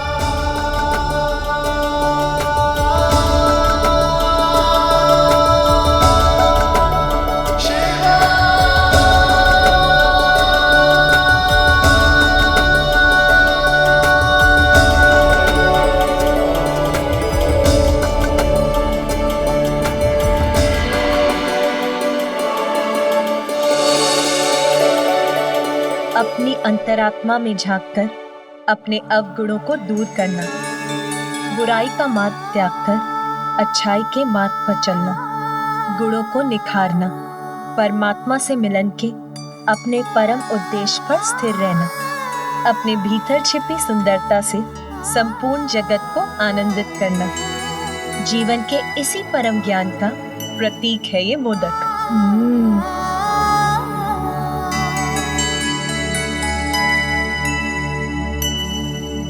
पूर्णा, अब आप भी तो अपने हाथों से अपने पुत्र को मोदक खिलाएं।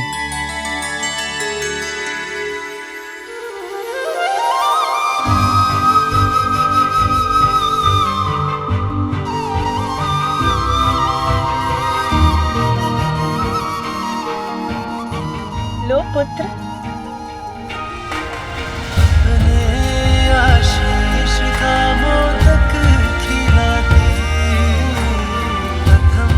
देवी पार्वती, जीवन के सर्वोच्च ज्ञान के प्रतीक मोदक की आकृति भी कितनी विशेष है ना?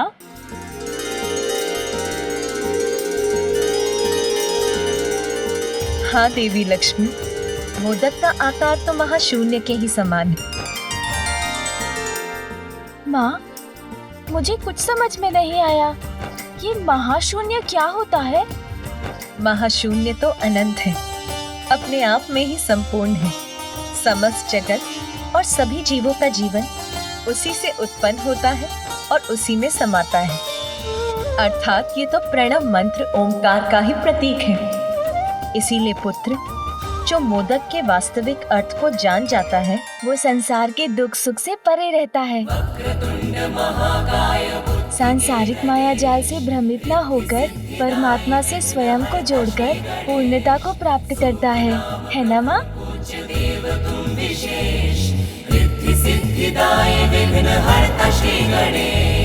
बालक का भाल जो स्पर्श की उमा, शक्ति के ज्ञान से बालक हुआ युक्ता।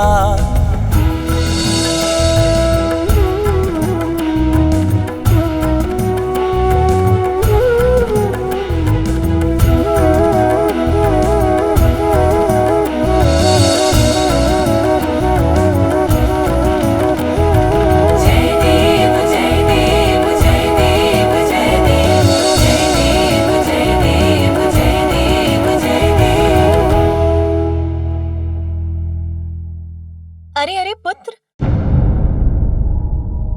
ये लीजिए भैया।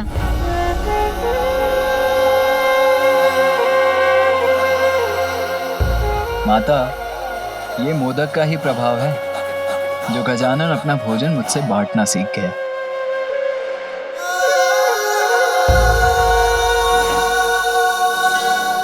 माँ, मैं समझ गया हूँ।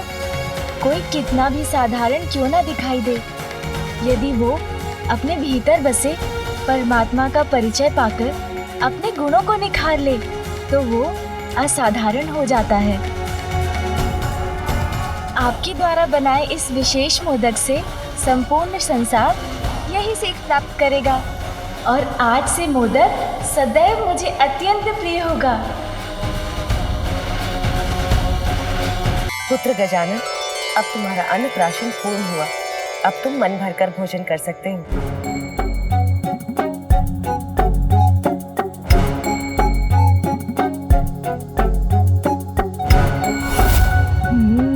आज तो मन भरकर भोजन करूंगा।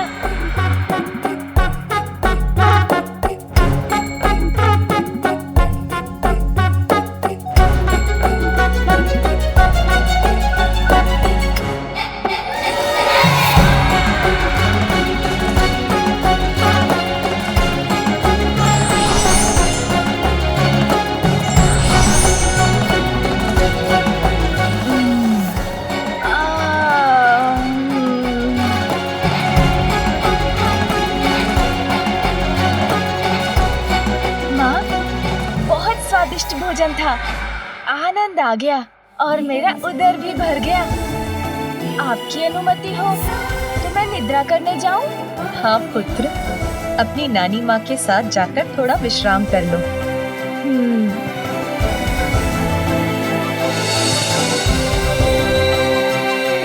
आज विश्राम कर लो पुत्र, क्योंकि कल से तुम्हें श्रम जो करना होगा। कठोर तप कर शक्ति और दिव्यता की साधना करनी होगी।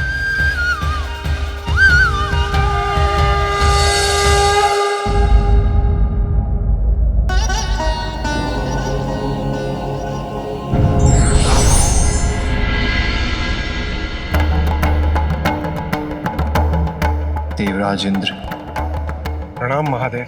क्या है आपकी चिंता का कारण? दक्षिण क्षेत्र में पुनः असुरों का आतंक छाया प्रभु। हम देवताओं के धर्म की रक्षा करने के लिए एक बार पुनः हमें देव सेनापति कार्तिकेय की आवश्यकता है।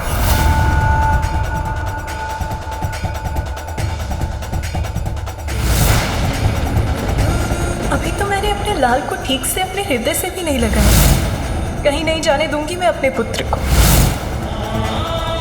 अपने पुत्र को अपने से विलग नहीं होने दूंगी और आपको भी ऐसा नहीं करने दूंगी। कार्तिकेय का यहाँ से जाना देवी पार्वती कदापि स्वीकार नहीं करेंगी।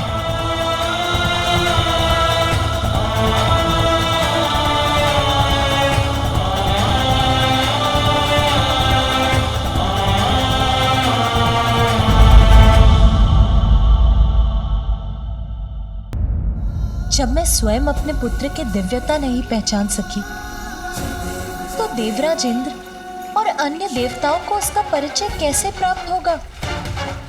सर्वथा उचित है आपका कथन देवी, क्योंकि अपने इस रूप में अभी गजानन को स्वयं अपने वास्तविक रूप का परिचय नहीं है, क्योंकि अभी उनकी कुंडलिनी जागृत नहीं हुई है।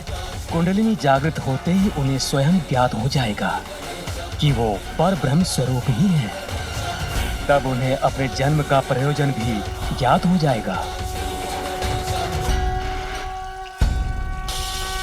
एक बार वो अपनी मानवीय एवं शारीरिक सीमाओं को भेद देगा, एक बार उसे स्वज्ञान हो जाएगा तो वो अपने मूल रूप में आ जाएगा, सर्वोच्च ईश्वर के स्थान पर स्थापित होगा।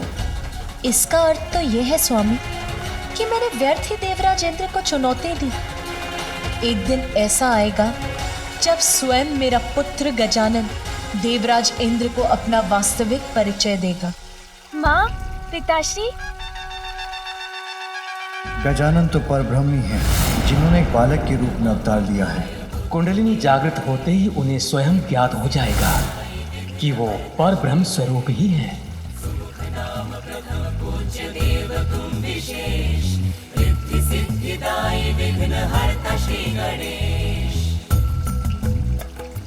मुझे आप सभी की दृष्टि से ओझल हुए इतना समय हो गया और आप में से किसी ने भी ध्यान नहीं दिया। यदि मुझे कुछ हो जाता तो?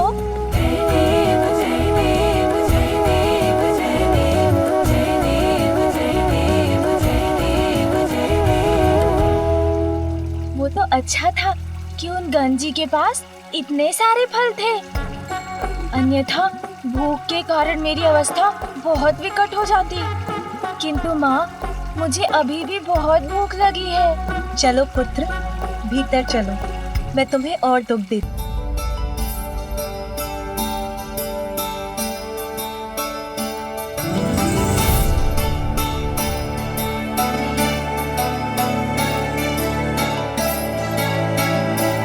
गजानन,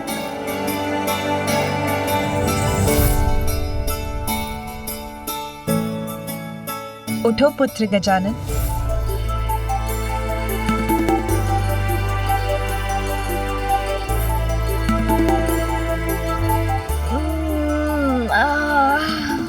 माँ, भोर हो गई। अरे वाह, अब तो मेरा अन्नप्राशन हो गया है। अब तो मैं कुछ भी खा सकता हूँ ना माँ? नहीं पुत्र, साधना करने वाले साधक का ध्यान भोजन, निद्रा और क्रीड़ा पर नहीं, अपितु मात्र अपनी साधना पर ही केंद्रित रहना चाहिए। साधना? कैसी साधना माँ? पंचाग्नि तप, अर्थात अत्यंत कठोर साधना करनी है तुम्हें, और उसका प्रारंभ आज से ही होगा पुत्र, जिसके लिए तुम्हें इस पूजा के योग्य बनना होगा पुत्र। प्रातःकाल उठकर स्नान कर पूजा स्थल पर पहुंचकर भगवान को भोग लगाकर पूजा प्रारंभ करनी होगी पुत्र। जाओ पुत्र, स्नान करके आओ, उसके बाद मैं तुम्हें भवन से दूर तुम्हारे तप स्थल पर लेकर चलूंगी। हमारे भवन से दूर माँ? हाँ। अच्छा।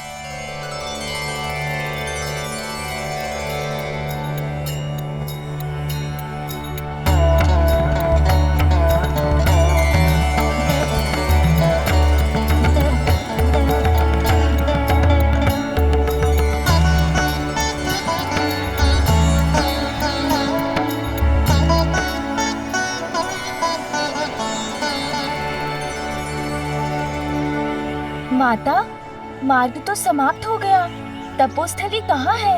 पुत्र, वो रही तुम्हारी तपोस्थली।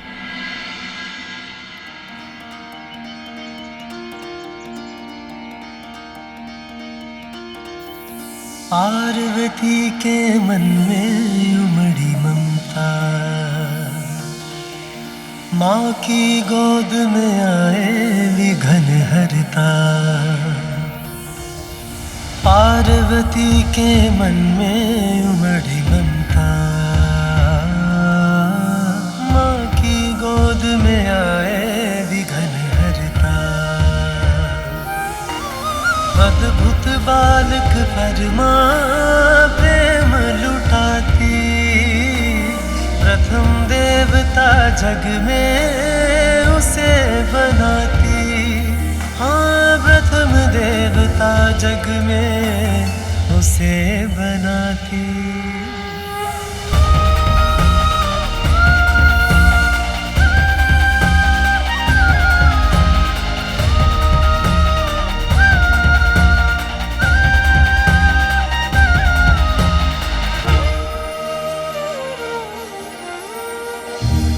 माँ, हम तप के लिए भवन से इतनी दूर इस निर्जन वन में क्यों आए हैं? इसीलिए पुत्र,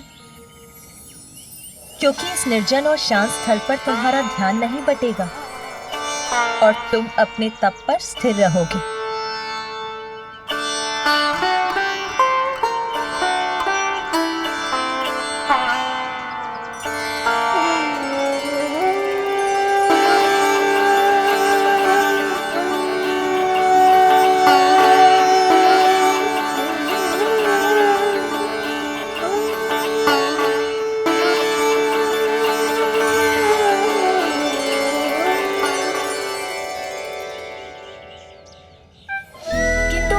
पंचाग्नि तप क्या होता है? इसका क्या महत्व है? पुत्र, हमारे शरीर में 7 चक्र होते हैं।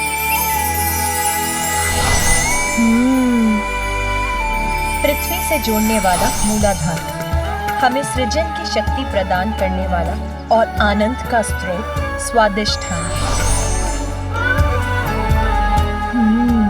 हमारे आत्मबल, आत्मविश्वास और बुद्धि का स्रोत मणिपूरक, प्रेम, संवेदनशीलता और करुणा का स्रोत अनाहत, हमारे जीवन में सत्य के स्वर को प्रबल बनाने वाला विशुद्धि, सहज ज्ञान, अंतर्दृष्टि का केंद्र अजना और सहस्त्रार विशुद्ध पावन चेतना का स्रोत। कुंडलिनी वो शक्ति, वो ऊर्जा है जो हमारी रीढ़ के आधार स्थान पर स्थित रहती है। तप और ध्यान के प्रभाव से ये कुंडलिनी शक्ति जागृत होकर सभी चक्रों से होते हुए ऊपर की ओर बढ़ती है और जब वो हमारे शीश, हमारे मस्तक में प्रवेश करती है तो हमें परम ज्ञान की प्राप्ति होती है।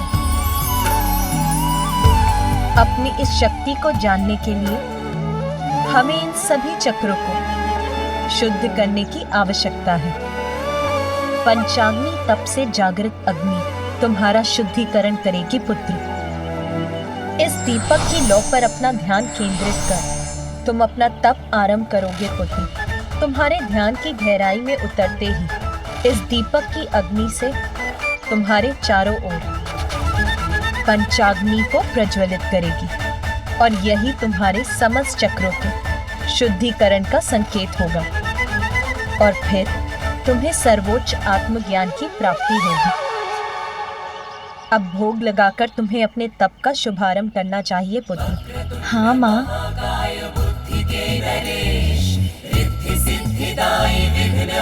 श्री गणेश सुमुख नाम प्रथम पूज्य देव तुम विशेष, रिद्धि सिद्धिदायी विघ्न हरता श्री गणेश। अब पद्मासन में बैठकर अपना समूचा ध्यान इस दीपक की लौ पर केंद्रित करो।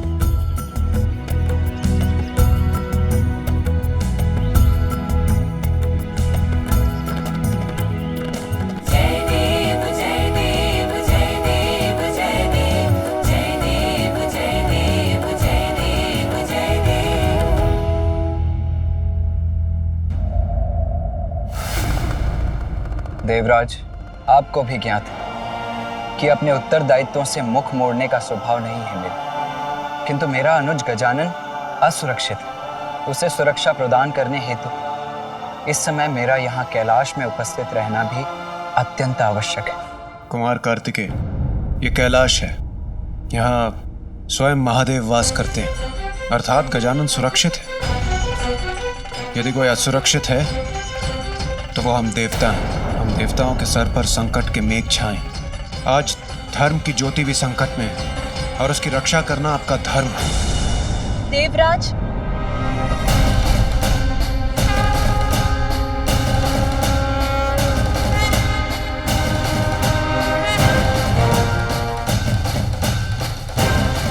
मात्र माता पार्वती और भोलेनाथ का पुत्र होने कारण हम उन्हें वो पद प्रदान कर दे जिस पद की योग्यता प्रमाणित करने के लिए उन्होंने अब तक कुछ भी नहीं किया।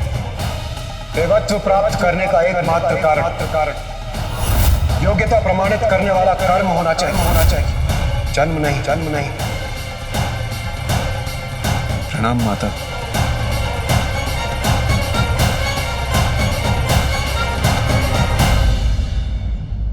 पूर्व में भी मैंने आपसे कहा था कि आपकी रक्षा, देवताओं की सहायता, सृष्टि के संकटों को दूर करना मात्र यही नहीं है मेरे पुत्र कार्तिकेय का धर्म। उसका दायित्व अपने परिवार के प्रति अपने दायित्व का निर्वाह करने के लिए इस समय मेरे पुत्र का यहाँ रहना अनिवार्य है।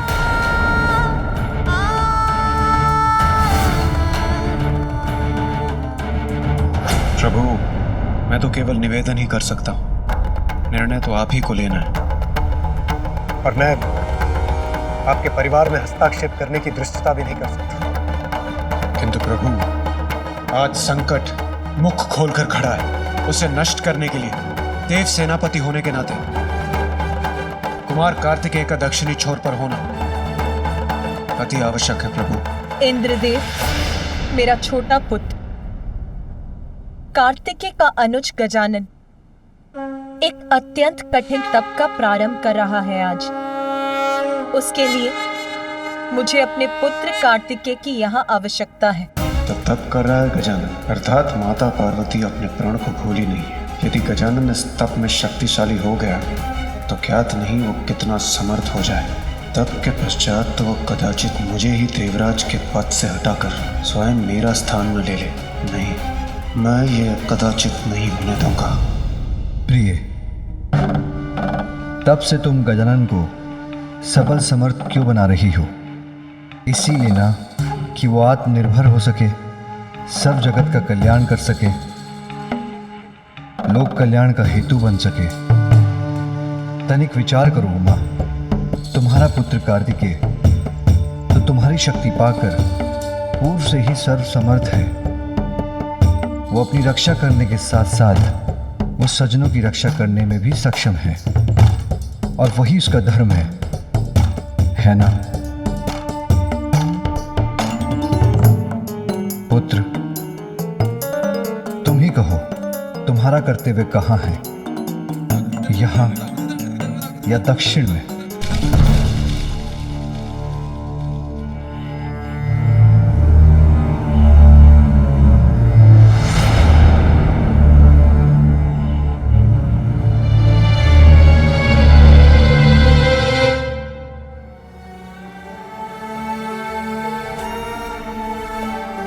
आप उदास मत होइए माता। पिताश्री का संकेत उचित है। आप यहाँ गजानन की सुरक्षा का ध्यान रखें और मैं वहाँ दक्षिण में अपने दायित्व का निर्वहन करूँगा। किंतु जब भी आपको मेरी आवश्यकता होगी मैं यहाँ उपस्थित हो जाऊँगा। क्या आप मुझे जाने की अनुमति देंगी?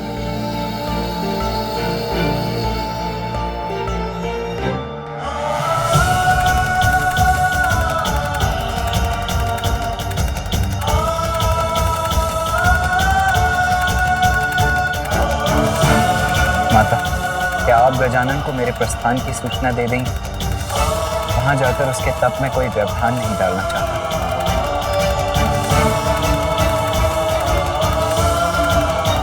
जाओ पुत्र।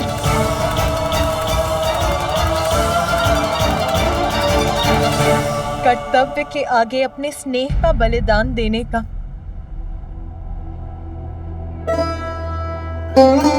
अपने हृदय को कठोर बनाकर तुम्हें विदा करने का अभ्यास हो गया है मुझे। और आप भी सुन लीजिए इंद्रदेव, यदि मेरा पुत्र गजानन अपने इस तप में सफल हुआ तो उसे कभी किसी की सहायता की आवश्यकता नहीं होगी। वो भी सर्वसमर्थ होकर अपनी ही नहीं संसार की सभी बड़ी समस्याओं को सुलझाने में सक्षम हो जाएगा।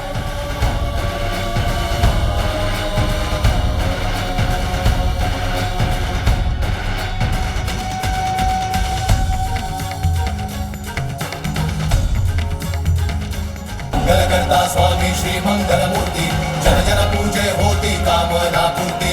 जय देव जय देव, चिंतन सुखदायक देव गणराया, वांछित फल पाया जो चरणों में आया। जय देव जय देव।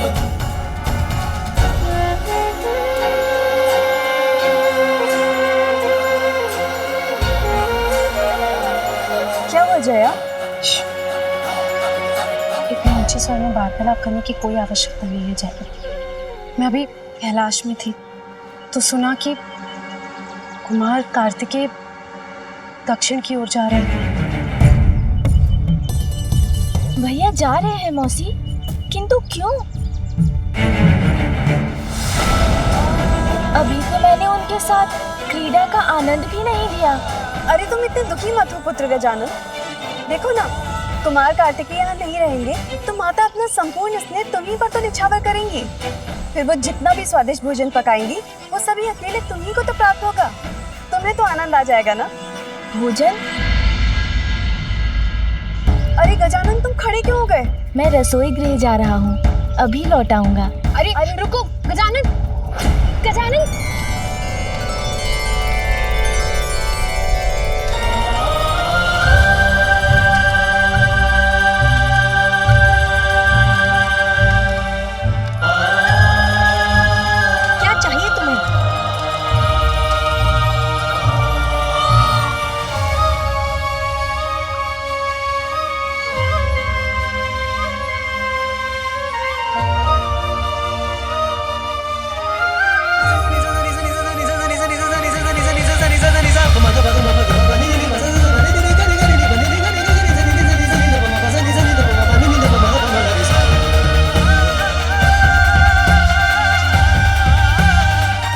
नहीं बोलूंगी, किंतु साधना के मध्य में भूख को मिटाने के लिए अपने भोजन की व्यवस्था करने आया था।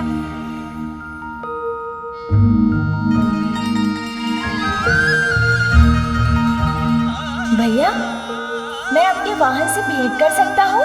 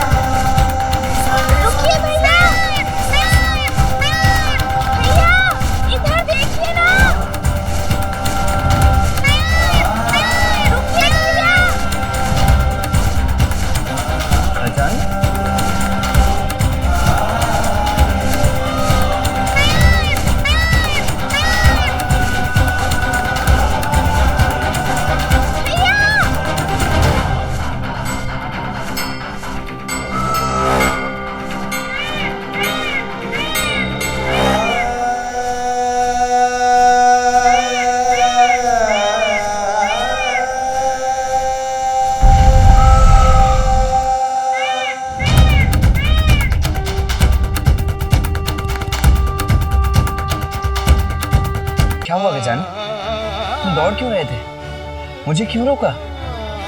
सब सकुशल तो है ना? इतनी बार कहा है तुम कि भवन से इतनी दूर अकेले मत निकला करो, कहा है ना? फिर माता को पता है तुम यहाँ हो? ये क्या है? भोजन आपके लिए, माँ के हाथों का बनाया हुआ भोजन। आपको अत्यंत प्रिय है ना माँ के हाथों का बनाया हुआ भोजन? ये लीजिए, जब मन हो तब खा लीजिएगा।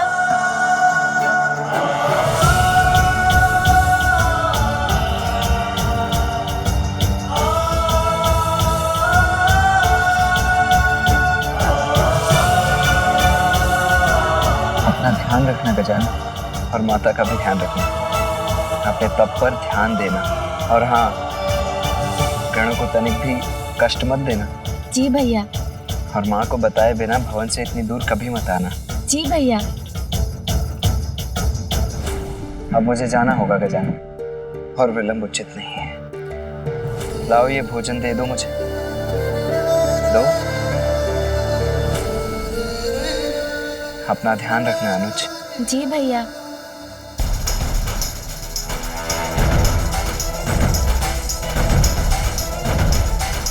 आपका जाना मुझे तनिक भी अच्छा नहीं लग रहा भैया, किंतु आपको रोक भी तो नहीं सकता ना।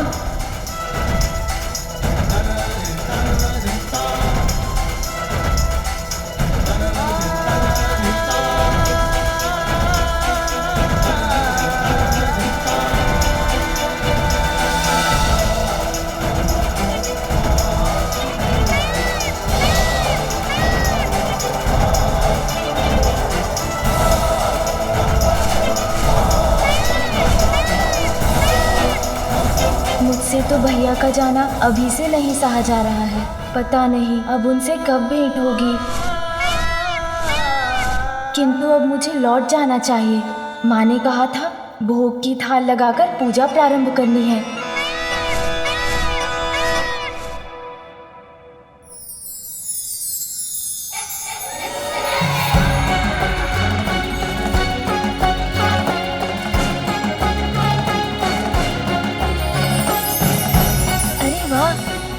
सुंदर तितली है।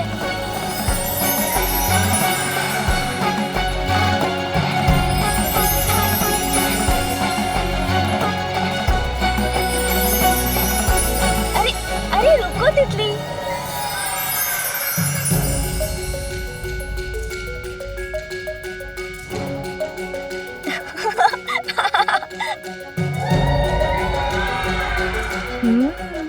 विश्राम कर रही हो तुम? अवश्य पकड़ लूंगा इस बार तुम्हें।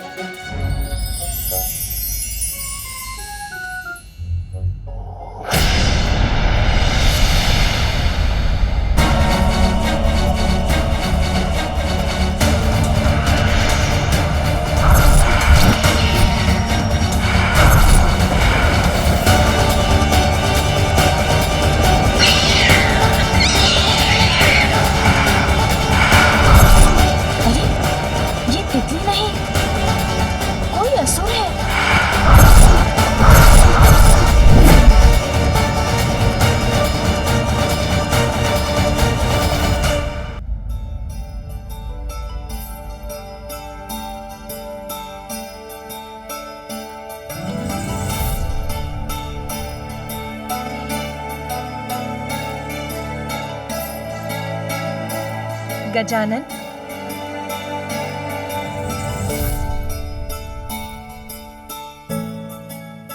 उठो पुत्र गजानन।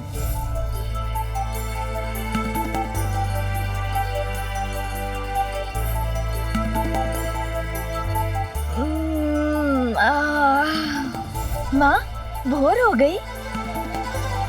अरे वाह, अब तो मेरा अन्नप्राशन हो गया है। अब तो मैं कुछ भी खा सकता हूँ ना माँ? नहीं पुत्र, साधना करने वाले साधक का ध्यान भोजन, निद्रा और क्रीड़ा पर नहीं, अपितु मात्र अपनी साधना पर ही केंद्रित रहना चाहिए। साधना? कैसी साधना माँ? पंचाग्नि तप, अर्थात अत्यंत कठोर साधना करनी है तुम्हें, और उसका प्रारंभ आज से ही होगा पुत्र, जिसके लिए तुम्हें इस पूजा के योग्य बनना होगा पुत्र। प्रातःकाल उठकर स्नान कर पूजा स्थल पर पहुंचकर भगवान को भोग लगाकर पूजा प्रारंभ करनी होगी पुत्र। जाओ पुत्र, स्नान करके आओ। उसके बाद मैं तुम्हें भवन से दूर तुम्हारे तप स्थल पर लेकर चलूंगी। हमारे भवन से दूर माँ? हाँ। अच्छा।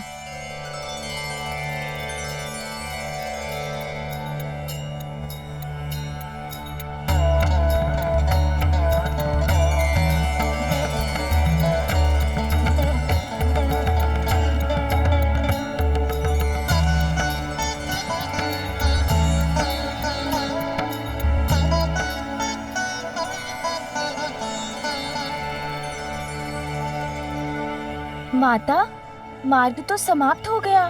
तपोस्थली कहाँ है? पुत्र, वो रही तुम्हारी तपोस्थली।